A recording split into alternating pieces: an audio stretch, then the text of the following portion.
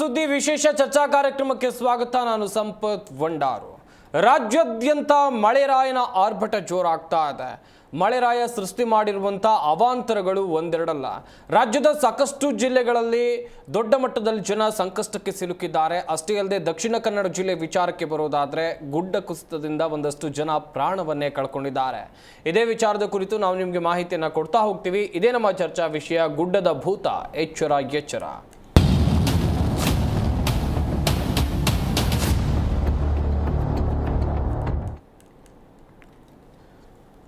ಸರ್ವೇ ಸಾಮಾನ್ಯವಾಗಿ ಜೂನ್ ತಿಂಗಳ ಆರಂಭದಲ್ಲಿ ನಾವು ಮಳೆಯನ್ನು ನೋಡ್ತಾ ಇದ್ವಿ. ಆದರೆ ಈ ವರ್ಷ ಏನಾಗಿದೆ ಅಂತ ಹೇಳಿದ್ರೆ ಮೇ ತಿಂಗಳ ಮಧ್ಯಭಾಗದಲ್ಲೇ ವರ್ಷಧಾರೆ ಆರ್ಭಟ ಜೋರಾಗಿದೆ. ಮುಂಗಾರು ಮಳೆ ಅಂತ ಕೆಲವೊಂದಿಷ್ಟು ಜನ ಕರೀತಾ ಇದ್ರೆ ಇದು ಮುಂಗಾರು ಮಳೆ ಅಲ್ಲ ಅಂತ ಹೇಳೋರು ಕೂಡ ಮತ್ತೊಂದಷ್ಟು ಜನ ಇದ್ದಾರೆ. ಆದರೆ ಈ ಮಳೆ ಸೃಷ್ಟಿ ಮಾಡಿರುವಂಥ ಅವಾಂತರಗಳಿದೆಯಲ್ಲ, ನಿಜಕ್ಕೂ ಕೂಡ ಒಂದೆರಡಲ್ಲ. ಸಾಕಷ್ಟು ರಾಜ್ಯದ ಸಾಕಷ್ಟು ಜಿಲ್ಲೆಗಳ ವಿಚಾರಕ್ಕೆ ಬರೋದಾದರೆ ದಕ್ಷಿಣ ಕನ್ನಡ, ಉತ್ತರ ಕನ್ನಡ, ಹಾಗೆಯೇ ಎಲ್ಲ ಕಡೆಯೂ ವಿಪರೀತ ಮಳೆ ಆಗ್ತಾ ಇದೆ. ರಾಜ್ಯ ರಾಜಧಾನಿ ಬೆಂಗಳೂರು ಕೂಡ ಇದಕ್ಕೆ ಹೊರತಾಗಿಲ್ಲ. ಬೆಂಗಳೂರಿನಲ್ಲಿ ಮಳೆರಾಯ ಒಂದಿಷ್ಟು ಅವಾಂತರಗಳನ್ನೇ ಸೃಷ್ಟಿ ಮಾಡಿಬಿಟ್ಟಿದ್ದಾನೆ. ಮುಂಗಾರು ಮಳೆಯ ಅಬ್ಬರ ಹೇಗಿದೆ ಅಂತ ನೋಡ್ತಾ ಇರ್ಬೋದು ದೃಶ್ಯಾವಳಿಗಳಲ್ಲೂ ಕೂಡ ನೀವು.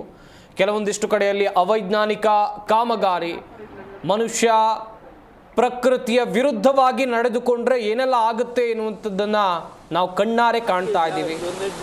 ಪ್ರಕೃತಿ ಮುನಿಸಿಕೊಂಡ್ರೆ ಆಗುವಂಥ ಪರಿಣಾಮಗಳಿದೆಯಲ್ಲ, ಒಂದೆರಡಲ್ಲ. ಸಾಕಷ್ಟು ಜನ ಕೆಲವೊಂದಿಷ್ಟು ವಿಚಾರಗಳನ್ನ ಮರಿಬಹುದು. ಆದ್ರೆ ನದಿ ಇದೆಯಲ್ಲ, ತನ್ನ ಮೂಲವನ್ನ ಮರೆಯಲ್ಲ, ತನ್ನ ಹುಟ್ಟನ್ನ ಮರೆಯಲ್ಲ, ಹಾಗೇನೆ ತನ್ನ ಹರಿವನ್ನು ಕೂಡ ಮರೆಯೋದಿಲ್ಲ. ಅದಕ್ಕೆ ಸಾಕ್ಷಿ ಆಗ್ತಾ ಇದೆ ಎಲ್ಲ ದೃಶ್ಯಾವಳಿಗಳನ್ನ ನೀವು ನೋಡಿದ್ರೆ ಎಲ್ಲವೂ ಕೂಡ. ನದಿಯ ದಡವನ್ನ ನಾವು ಆಕ್ರಮಿಸ್ಕೊಳ್ತಾ ಹೋದ್ವಿ, ಚರಂಡಿಗಳು ಇಲ್ಲದಂತಾಯ್ತು. ಮತ್ತೆ ಮಳೆ ಬಂದ್ರೆ ಸರ್ವೇ ಸಾಮಾನ್ಯ, ಪ್ರಕೃತಿ ಸಹಜ ಮಳೆ ಬರೋದು. ಮಳೆ ನೀರು ಎಲ್ಲ ಹರಿದು ಹೋಗುತ್ತೆ. ಚರಂಡಿ ಇಲ್ಲ, ಕಾಲುವೆ ವ್ಯವಸ್ಥೆ ಇಲ್ಲ ಅಂತ ಹೇಳಿದ್ರೆ ಸರಿಯಾಗಿ. ಸದ್ಯ ಅಂಥದ್ದೇ ಘಟನೆಗಳನ್ನು ನೀವು ನೋಡ್ತಾ ಇದ್ದೀವಿ. ಇನ್ನೊಂದು ಕಡೆಯಲ್ಲಿ ಗುಡ್ಡ ಕುಸಿತ ಪ್ರಕರಣ. ಈ ವಿಚಾರಕ್ಕೆ ಬರೋದಾದರೆ ದಕ್ಷಿಣ ಕನ್ನಡ ಜಿಲ್ಲೆಯಲ್ಲಿ 2 ಪ್ರತ್ಯೇಕ ಗುಡ್ಡ ಕುಸಿತ ಸಂಭವಿಸಿರುವಂಥದ್ದು. ಕಳೆದ ವರ್ಷ ಆದಂಥ ಶಿರೂರು ಗುಡ್ಡ ಕುಸಿತದಲ್ಲಿ 11 ಜನ ಪ್ರಾಣವನ್ನು ಕಳ್ಕೊಂಡಿದ್ರು. ಆ ಘಟನೆಯನ್ನು ನಾವಿನ್ನೂ ಮರೆತಿಲ್ಲ. ಅದರ ನಡುವೆ ಈ ಬಾರಿ ಆಗಿರೋದು ದಕ್ಷಿಣ ಕನ್ನಡ ಜಿಲ್ಲೆಯ ಮುಂಜುನಾಡಿಯಲ್ಲಿ ಆಯುಷ್ ಎನ್ನುವಂಥ 1.5 ವರ್ಷದ ಮಗು, ಆರ್ಯನ್ ಎನ್ನುವಂಥ 3 ವರ್ಷದ ಮಗು, ಹಾಗೆಯೇ 58 ವರ್ಷದ ಪ್ರೇಮ, ಈ 2 ಪುಟ್ಟ ಮಕ್ಕಳ ಅಜ್ಜಿ 58 ವರ್ಷ ಆಗಿತ್ತು. ಕಾಂತಪ್ಪ ಪೂಜಾರಿ ಎನ್ನುವರ ಪತ್ನಿ. ಇನ್ನೊಂದು ಕಡೆಯಲ್ಲಿ ಇದೇ ಗುಡ್ಡ ಕುಸಿತ ಪ್ರಕರಣದಲ್ಲಿ ಅವ್ರ ಮನೆಯ ಮೇಲೆ ಗುಡ್ಡ ಬಿದ್ದು ಪ್ರೇಮಾ ಪೂಜಾರಿ, ಸೀತಾರಾಮ್ ಪೂಜಾರಿ ಅವರ ಪತ್ನಿ, ಸದ್ಯ ಅವರು ಆಸ್ಪತ್ರೆಗೆ ದಾಖಲು ಮಾಡಿ ಅವರಿಗೆ ಚಿಕಿತ್ಸೆಯನ್ನು ಕೊಡಲಾಗ್ತಾ ಇದೆ. ದಕ್ಷಿಣ ಕನ್ನಡ ಜಿಲ್ಲೆಯಲ್ಲಿ ಮಳೆರಾಯ ದೊಡ್ಡ ಮಟ್ಟದಲ್ಲಿ ಅವಾಂತರವನ್ನು ಸೃಷ್ಟಿ ಮಾಡಿದ. ಮಂಗಳೂರಿನ ಹಲವು ಪ್ರದೇಶಗಳು ಜಲಾವೃತ ಆಗಿದೆ. ಕಾರಣ ಅಂತ ಹೇಳಿದ್ರೆ ಅವೈಜ್ಞಾನಿಕ ಕಾಮಗಾರಿ. ಮಂಗಳೂರಿನಲ್ಲಿ ಇದೇ ಮೊದಲೇನು ಮಳೆ ಬರ್ತಾ ಇರೋದಲ್ಲ, ಈ ಹಿಂದೆಯೂ ಕೂಡ ಮಳೆ ಬಂದಿತ್ತು, ಮಳೆ ಬರ್ತಾನೆ ಇತ್ತು, ಚೆನ್ನಾಗೇ ಮಳೆ ಆಗ್ತಾ ಇತ್ತು. ಆದರೆ ಅವೈಜ್ಞಾನಿಕ ಕಾಮಗಾರಿಗಳು, ಮನುಷ್ಯನ ಬೇಜವಾಬ್ದಾರಿತನ, ಇದೆಲ್ಲದಕ್ಕೂ ಕೂಡ ಕಾರಣ.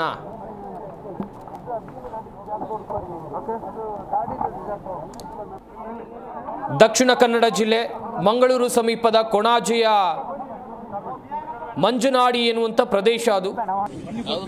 ಮನೆಯಲ್ಲಿ ರಾತ್ರಿ ಹೊತ್ತು ನಿದ್ದೆಗೆ ಜಾರಿದ್ರು ಎಲ್ಲರೂ. ಮನೆಯ ಪಕ್ಕದಲ್ಲೇ ಗುಡ್ಡ ಇತ್ತು. ಈ ರೀತಿಯಾದಂಥ ಘಟನೆ ಆಗುತ್ತೆ ಅಂತ ಕನಸು ಮನಸ್ಸಿನಲ್ಲೂ ಕೂಡ ಎಣಿಸಿರಲಿಲ್ಲ. ಜೋರಾದ ಶಬ್ದ ಕೇಳಿ ಬರುತ್ತೆ. ಕಾಂತಪ್ಪ ಪೂಜಾರಿಯವರು, ಮನೆಯ ಯಜಮಾನರು ಓಡ್ ಬರ್ತಾರೆ.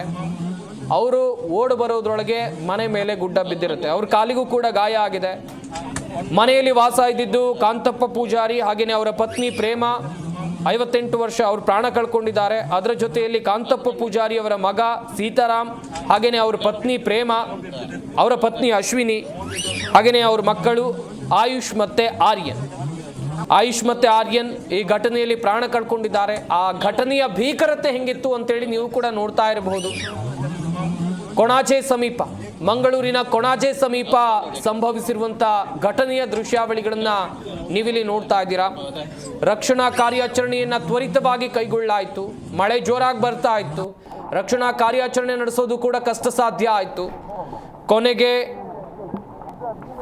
ಒಂದು ಮನೆಯಲ್ಲೇ 3 ಜನರು ಪ್ರಾಣವನ್ನು ಕಳ್ಕೊಂಡಿದ್ದಾರೆ. ಇನ್ನು ದಕ್ಷಿಣ ಕನ್ನಡ ಜಿಲ್ಲೆಯ ವಿಚಾರಕ್ಕೆ ಬರೋದಾದರೆ ಸಾಕಷ್ಟು ಕಡೆಗಳಲ್ಲಿ ಅವಾಂತರ ಸೃಷ್ಟಿಯಾಗಿದೆ. ಲೈನ್ ಮ್ಯಾನ್ ಒಬ್ರು ಸಾವನ್ನಪ್ಪಿದ್ದಾರೆ ಎನ್ನುವಂತ ಮಾಹಿತಿ ಕೂಡ ಇದೆ. ಒಟ್ಟು ದಕ್ಷಿಣ ಕನ್ನಡ ಜಿಲ್ಲೆಯಲ್ಲೇ 5 ಸಾವನ್ನಪ್ಪಿದ್ದಾರೆ ಮಳೆಯ ಆರ್ಭಟಕ್ಕೆ.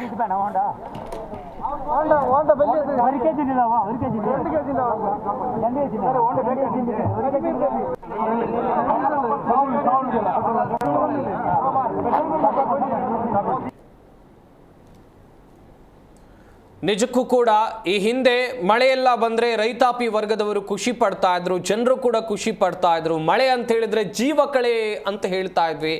ಆದರೆ ಈ ಹಿಂದೆ ಆದಂಥ ಮಳೆ ಈಗಲೂ ಕೂಡ ಆಗ್ತಾ ಇರೋದು ಮನುಷ್ಯನ ಬೇಜವಾಬ್ದಾರಿತನ ಅಥವಾ ಮನುಷ್ಯನ ದುರಾಸೆ ಎಲ್ಲಿವರೆಗೆ ತೆಗೆದುಕೊಂಡು ಬಂದಿದೆ. ಒಂದಷ್ಟು ಮುನ್ನೆಚ್ಚರಿಕಾ ಕ್ರಮಗಳನ್ನು ವಹಿಸಿದ್ರೆ ನಿಜಕ್ಕೂ ಕೂಡ ಈ ರೀತಿಯಾದಂಥ ಘಟನೆಗಳು ಆಗ್ತಾ ಇರಲಿಲ್ಲ. ನಾನು ಆಗಲೂ ಕೂಡ ಹೇಳ್ತಾ ಇದ್ದೆ, ಮಳೆ ಪ್ರಕೃತಿ ಸಹಜ ಅಂತೇಳಿ.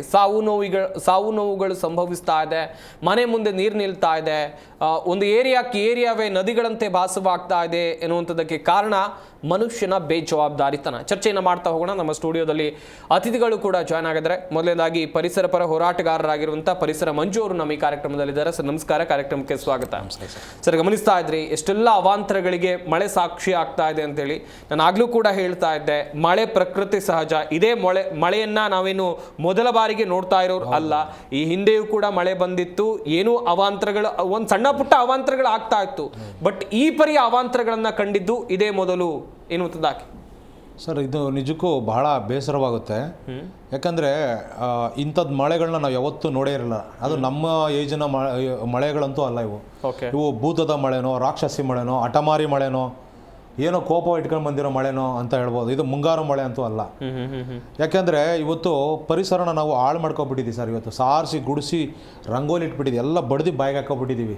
ಇವತ್ತು ಎಂಟೈರ್ ಬೆಂಗಳೂರಿನಲ್ಲಿ ಏನಾದರೂ ಪರಿಸರ ಉಳಿದೆ ಅಂದರೆ ಕೇವಲ 3% ಅಷ್ಟೇ ಪರಿಸರ ಉಳಿಸಿದೆ.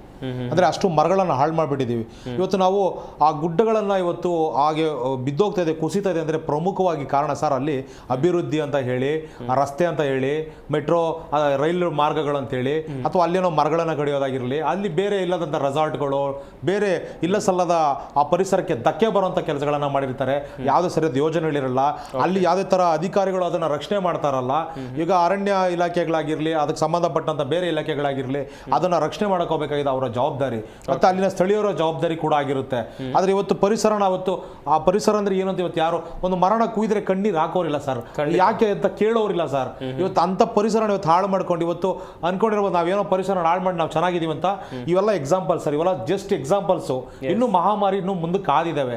ಯಾಕಂದ್ರೆ ಇವತ್ತು ಒಂದು ಮಳೆ ಬಂತಂದ್ರೆ ಆ ಮರೆ ಒಂದು ಚಿಕ್ಕದೊಂದು ಹಳ್ಳ ತುಂಬಿ ತೊರೆಗಳಲ್ಲಿ ಹರಿದು ಅದೊಂದು ಚಿಕ್ಕ ಕೆರೆ, ಅದಾದ್ಮೇಲೆ ಇನ್ನೊಂದು ಅಕ್ಕಪಕ್ಕ ಹಂಗೆ ಒಂದು ಜಂಪ್ ಮಾಡ್ಕೊಂಡು ಅದು ಕಾಲುವೆ ಹಾಸಿ ನೀವು ಹೇಳಿದಾಗೆ ಆ ಹುಟ್ಟದ ದಾರಿಯನ್ನು ಮರಿದೆ. ಅದು ಆ ದಾರಿಯಲ್ಲೇ ಹಾದಿ ಅದು ಎಲ್ಲ ಕೆರೆ ಸೇರ್ಕೊಂಡು ಸಮುದ್ರಕ್ಕೆ ಸೇರುವಂಥದ್ದು ಅದರ ಮಾರ್ಗ.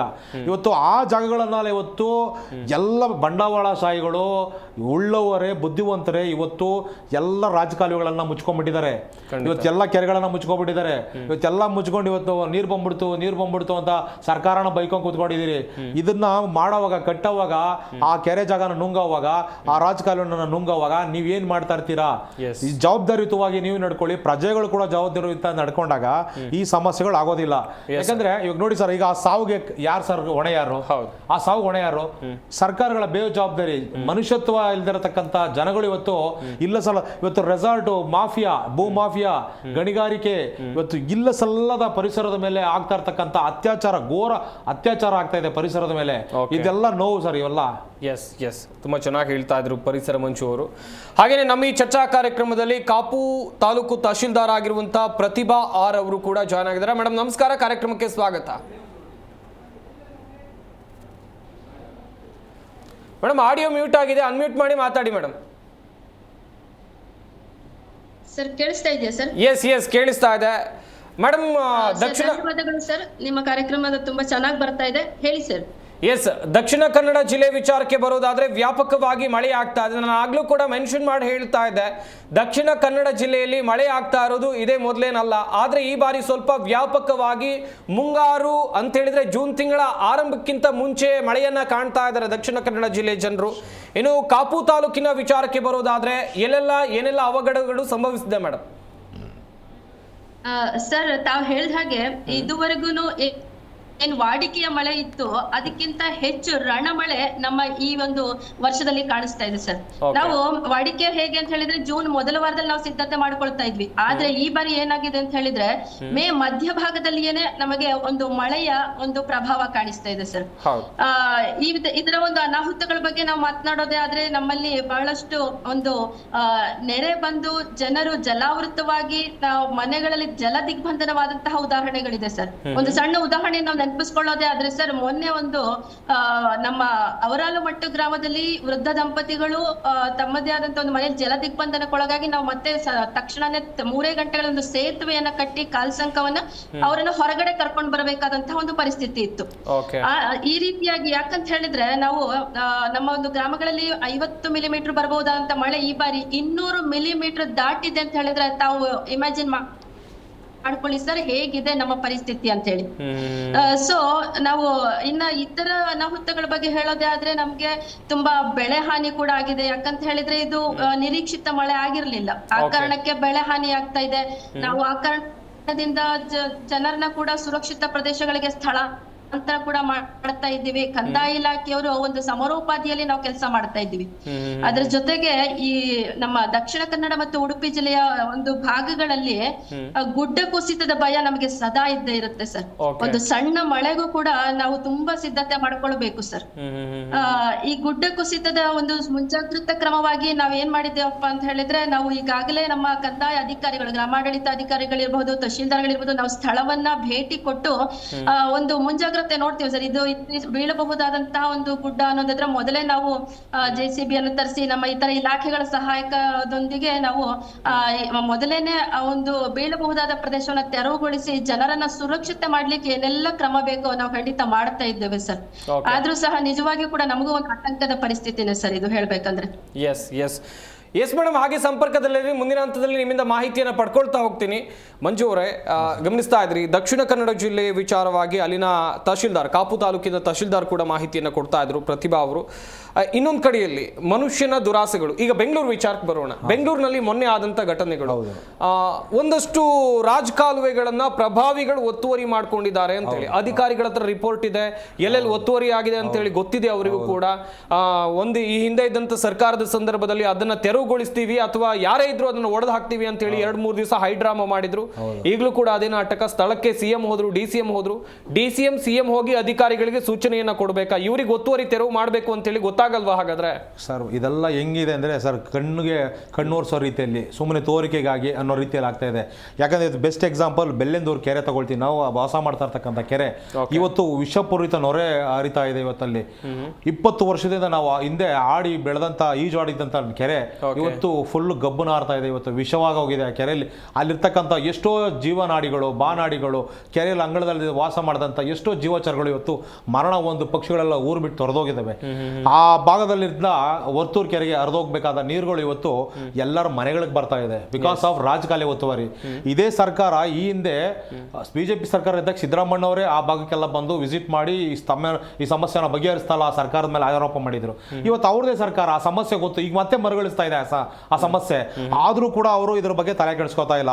ಅವರು ಬರ್ತಾರೆ ನೋಡ್ತಾರೆ. ಈಗ ಗ್ರೇಟರ್ ಬೆಂಗಳೂರು ಅಂತ ಬೇರೆ ಹೊಸ ಯೋಜನೆ ತಗೊಂಡು ಬಂದಿದ್ದಾರೆ. ಇವತ್ತು ರಾಜಕಾಲುವೆನ ಒಂದು ನೀವು ಸರಿಯಾಗಿ ನಿರ್ವಹಿಸಕ್ ಆಗ್ತಾ ಇಲ್ಲ. ಆ ಕಡೆ IT-BT ಕಂಪನಿಗಳು ಎಷ್ಟೊಂದು ಬಹಳಷ್ಟು ಕಂಪನಿಗಳು ಇರ್ತಾಗ ರಸ್ತೆಗಳೆಲ್ಲ ಇವತ್ತು ಈಜಾಡ್ಕೊಂಡು ಹೋಗುವಂತದ್ದಾಗಿದೆ. ಇವತ್ತು ಎಷ್ಟೋ ಟೇಕಿಗಳೆಲ್ಲ ನಮ್ಮನ್ನ ಟೀಕೆ ಮಾಡುವಂತದ್ದಾಗಿದೆ. ಬೆಂಗಳೂರಿಗೆ ಬಂದು ಬೇರೆ ಬೇರೆ ಹೊರ ರಾಜ್ಯಗಳಿಂದ ಬಂದವರು ಇವತ್ತು ನಮ್ಮನ್ನು ಟೀಕೆ ಮಾಡ್ತಾ ಇದ್ದಾರೆ. ನಮಗೆ ನೋವಾಗುತ್ತೆ, ಇವತ್ತು ಬಹಳ ಬೇಜಾರಾಗುತ್ತೆ.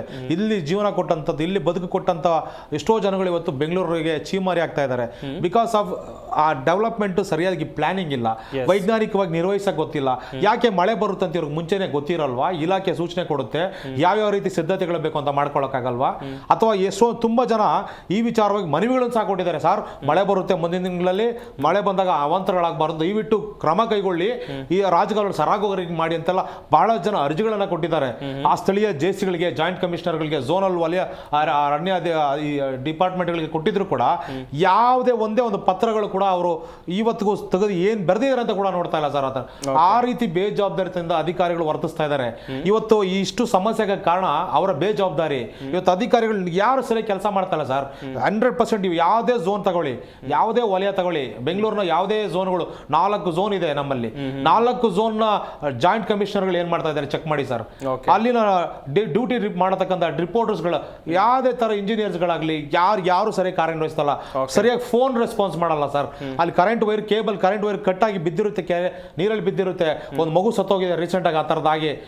ಅಂತ ವಿಚಾರ ಕಂಪ್ಲೇಂಟ್ ಬಂದಾಗ ಫೋನ್ ಮಾಡಿದ್ರೆ ಬಂದು ರಿಪೇರಿ ಮಾಡ್ತೀನಿ ಅಂತ ಹೇಳಿದೆ, ಬರೋದಿಲ್ಲ. ಅಷ್ಟು ಬೇಜವಾಬ್ದಾರಿ ಮಾಡಿ ಇವತ್ತು ಬೆಂಗಳೂರಿನಲ್ಲಿ ಇದೇ ಮೊದಲ ಬಾರಿಗೆ 125 ವರ್ಷದ ಹಿಂದೆ ಆದಂತ ಇಂಥ ಮಳೆ ಈಗ ಆಗಿದೆಯಂತೆ. ಈ ಮಳೆಗೆ ಅನಾಹುತವಾಗಿ ಸತ್ತಂತವ್ರು ಬಹಳ ಜನ, ಹತ್ತತ್ರ 70 ಜನ ಮರಣ ಹೊಂದಿದ್ದಾರೆ. ಅಂದ್ರೆ ಇದಕ್ಕೆ ಸರ್ಕಾರ ನಿರ್ಲಕ್ಷ್ಯ, ಅಧಿಕಾರಿಗಳ ಬೇಜವಾಬ್ದಾರಿತನ, ಮುನ್ನೆಚ್ಚರಿಕೆ ಇಲ್ಲದ ಕಾರಣ. ಇವತ್ತು ಈ ಹರಿಯೋ ನೀರನ್ನ ನಿಲ್ಲಿಸಿ, ನೀರನ್ನ ಹರಿಯೋ ಜೋರಾಗಿ ಬರೋ ನೀರನ್ನ ನಿಲ್ಲಿಸಿ ಅದನ್ನ ಸಮಾಧಾನ ಅದನ್ನ ವಾಪಸ್ಸು ನೀರು ಭೂಮಿಗೆ ಹೋಗಂಗೆ ಮಾಡಬೇಕು ಅನ್ನೋದು ಒಂದು ವೈಜ್ಞಾನಿಕ ಯೋಜನೆ ಇದೆ. ಆ ನೀರನ್ನ ಹಿಂಗಿಸಬೇಕು. ಇವ್ರು ಹಿಂಗಿಸ್ತಲ್ಲ ಹರಿದು ಬಿಟ್ಬಿಟ್ಟಿದ್ದಾರೆ ಎಲ್ಲಾದ್ರೂ ಹೋಗ್ಕೊಳ್ಳಿ ಅಂತ ಸರ್. ಸ್ವತಃ ಬಿಡಿಎ ಅಧ್ಯಕ್ಷರನ್ನು ಓಪನ್ ಆಗಿ ಹೇಳ್ತೀನಿ ಸರ್. ಸ್ವತಃ ಬಿಡಿಎ ಅಧ್ಯಕ್ಷರು ಹ್ಯಾರಿಸ್ ಅವರು ಬೆಲ್ಲೆಂದೂರು ಕೆರೆಗೆ ಬಂದು ಕಲುಷಿತ ನೀರನ್ನು ಡೈರೆಕ್ಟ್ ಆಗಿ ಬಿಡಿ, ಈ ನೀರು ಬಿಡಿ ಇದ್ರೊಳಗಡೆ ಅಂತಾರೆ. ಬಿಕಾಸ್ ಚಾನಲ್ ಮಾಡಿದ್ದಾರೆ, ಚಾನಲ್ ತಗೊಂಡೋಗ್ಬೇಕು ಕಲುಷಿತ ನೀರನ್ನೆಲ್ಲ. ಆ ನೀರನ್ನ ಕೆರೆಗೆ ಬಿಟ್ರೆ ಕೆರೆಯಲ್ಲಿರೋ ನೀರು ವಾಪಸ್ ಮತ್ತೆ ಎಲ್ಲ ಜನಗಳ ಮನೆಗಳ ಬಾಗಿಲಿಗೆ ಬರ್ತಾ ಇದೆ ನೀರು. ಸೊ ಈ ರೀತಿ ವರ್ತನೆ, ಈ ರೀತಿ ಬೇಜವಾಬ್ದಾರಿತನ, ಈ ರೀತಿ ಕೇರ್ಲೆಸ್ನೆಸ್ ಮಾಡೋದು ಎಷ್ಟು ಮಟ್ಟಿಗೆ ಸರ್. ಇವತ್ತು ಅವ್ರ MLA ಎಜುಕೇಟೆಡ್ ಆಗಿದ್ರು ಕೂಡ ಈ ತರ ಮಾಡೋದು ಸರ್. ಒಂದು ಸಾಮಾನ್ಯ ಹಳ್ಳಿ ಜನಕ್ಕಿರುವಂತ ಮಿನಿಮಮ್ ಕಾಮನ್ ಸೆನ್ಸ್ ಇಲ್ಲದೆ ಹೋದ್ರೆ ಹೇಗೆ ಸರ್ ಇವರುಗಳು? ಯಾಕಂದ್ರೆ ಆ ಕೆರೆ ಅಂದ್ರೆ ಏನ್ ಸರ್, ಕೆರೆ ಅಂದ್ರೆ ಒಂದು ಜೀವ ಇದ್ದಂಗೆ. ಅದು ಕೂಡ ಅದ್ರಲ್ಲಿ ಎಷ್ಟೋ ಜೀವಚರಗಳು ಜೀವನ ಕಟ್ಕೊಂಡಿರ್ತವೆ. ಅದ್ರ ಸುತ್ತಮುತ್ತ ನಂಬ್ಕೊಂಡಿರ್ತಕ್ಕಂಥ ಪ್ರಕೃತಿ ಗಿಡ ಮರಗಳು ಏನಾಗ್ಬೇಕು, ಅದನ್ನೇ ನಂಬ್ಕೊಂಡಿರ್ತಕ್ಕಂಥ ರೈತರು ಏನಾಗ್ಬೇಕು. ಆ ಕೆರೆಗೆ ನೇರ ಕಲುಷಿತ ನೀರನ್ನ ಬಿಟ್ಟುಬಿಟ್ರೆ ಕುಡಿಯಂತ ಪಕ್ಷಿಗಳು ಏನ್ ಕುಡಿಬೇಕು, ದನ ಕರುಗಳು ಏನ್ ಕುಡಿಬೇಕು? ಇಷ್ಟೊಂದು ಬೇಜವಾಬ್ದಾರಿತನ, ಇಷ್ಟೊಂದು ನಿರ್ಲಕ್ಷ್ಯ, ಇದೆಲ್ಲ ಪರಿಣಾಮ ಇವತ್ತು ಪ್ರಕೃತಿ ಮುನ್ಸಿದ್ದಾಳೆ, ಪ್ರಕೃತಿ ಕೋಪ ಮಾಡ್ಕೊಂಡಿದ್ದಾಳೆ. ನಿಮ್ಗೆ ಎಷ್ಟೇ ಪಾಠ ಕಲಿಸಿದ್ರು ಬುದ್ಧಿ ಬರ್ತಲ್ಲ. ಆದ್ರೆ ಇದಕ್ಕೆ ಶೋಷಣೆಗೆ ಒಳಗಾಗ್ತಾರೋ ಬಡವರು, ಉಳ್ಳವರು ಇದಕ್ಕೆ ಬಲಿ ಆದ್ರೆ ಅವಾಗ ಪಾಠ ಕಲಿಬಹುದೇನೋ. ಎಸ್ ಪ್ರತಿಭಾ ಮೇಡಮ್, ಇನ್ನೊಂದು ಕಡೆ ನೋಡ್ತಾ ಹೋಗೋದಾದ್ರೆ ಈ ಗುಡ್ಡ ಕುಸಿತ ಪ್ರಕರಣಗಳು ದಕ್ಷಿಣ ಕನ್ನಡ ಜಿಲ್ಲೆ ಆಗಿರಬಹುದು, ಕರಾವಳಿ ಭಾಗ ಉಡುಪಿ ಜಿಲ್ಲೆ ಆಗಿರಬಹುದು, ಇಲ್ಲೆಲ್ಲವೂ ಕೂಡ ಹೆಚ್ಚುತ್ತಾ ಇದೆ. ನಾನು ಕೂಡ ಅದೇ ಭಾಗದವನಾಗಿರೋದ್ರಿಂದ ಒಂದು ಸರ್ವೇ ಸಾಮಾನ್ಯವಾದಂಥ ಪ್ರಶ್ನೆ, ಯಾಕಂತ ಹೇಳಿದ್ರೆ ಇತ್ತೀಚಿನ ದಿನಗಳಲ್ಲಿ ಗುಡ್ಡಗಾಡು ಪ್ರದೇಶ ಆಗಿರ್ಬೋದು, ಇಲ್ಲೆಲ್ಲವೂ ಕೂಡ ರೆಸಾರ್ಟ್ಗಳನ್ನು ನಿರ್ಮಾಣ ಮಾಡ್ತಾ ಇದ್ದಾರೆ. ಈ ಕೋಸ್ಟಲ್ ಏರಿಯಾಗಳಲ್ಲೂ ಕೂಡ ಒಂದಷ್ಟು ರೆಸಾರ್ಟ್ಗಳ ನಿರ್ಮಾಣ ಜಾಸ್ತಿ ಆಗ್ತಾ ಇದೆ. ಇವುಗಳು ಕೂಡ ಈ ಎಲ್ಲ ಘಟನೆಗೆ ಕಾರಣ ಆಗಿರ್ಬೋದಲ್ವಾ ಮೇಡಮ್? ಹೌದು ಸರ್, ತಾವು ಹೇಳಿದ ಹಾಗೆ ನಾವು ನಾಗರಿಕತೆಯನ್ನ ಹೊಂದುವ ನಿಟ್ಟಿನಲ್ಲಿ, ಆಧುನಿಕತೆಯನ್ನ ಹೊಂದುವ ನಿಟ್ಟಿನಲ್ಲಿ ಎಲ್ಲೋ ಪ್ರಕೃತಿಗೆ ನಾವು ಅನ್ಯಾಯ ಬಗೀತಾ ಇದೀವಿ ಅಂತ ಹೇಳಿದ್ರೆ ತಪ್ಪಾಗ್ಲಾರ್ದು ಸರ್. ತಾವ್ ಈಗಾಗಲೇ ಹೇಳಿದ ಹಾಗೆ ಕಡಲ ತೀರದಲ್ಲಿ ರೆಸಾರ್ಟ್ಗಳ ಒಂದು ತಲೆ ಎತ್ತುತ್ತಾ ಇರೋದು ಕೂಡ ಈ ನಮ್ಮೂರಿನಲ್ಲಿ ಕಡಲ್ ಕೊರತಾಗ್ಲಿಕ್ಕೆ ಸಹ ಕಾರಣ ಆಗಿದೆ. ನಮ್ಮೂರಿನ ಪರಿಸ್ಥಿತಿಯನ್ನೇ ನಾವು ಹೇಳೋದಾದ್ರೆ ಕಾಪು ತಾಲೂಕಿನಲ್ಲಿ ತುಂಬಾ ರೆಸಾರ್ಟ್ಗಳೀಗ ತಲೆ ಎತ್ತಿದಾವೆ. ಇತ್ತೀಚಿನ 1 ವರ್ಷದಲ್ಲಿ ಹೆಚ್ಚಾದಂತಹ ರೆಸಾರ್ಟ್ಗಳ ಸಂಖ್ಯೆ ಬಹಳ ಇದೆ. ನಾವು ಪ್ರತಿ ವರ್ಷ ಕಡಲ್ ಕೊರತದ ಒಂದು ಭೀತಿಯನ್ನು ಎದುರಿಸ್ತೀವಲ್ಲ, ಅದಕ್ಕೆ ಮುಖ್ಯ ಕಾರಣ ಈ ರೆಸಾರ್ಟ್ ತಲೆ ಎತ್ತುತ್ತಾ ಇರೋದು ಅಂತ ಹೇಳಿದ್ರೆ ಖಂಡಿತ ತಪ್ಪಾಗ್ಲಾರ್ದು ಸರ್. ಪ್ರಕೃತಿ ವಿರುದ್ಧ ನಡ್ಕೊಳ್ತಾ ಇದೀವಿ.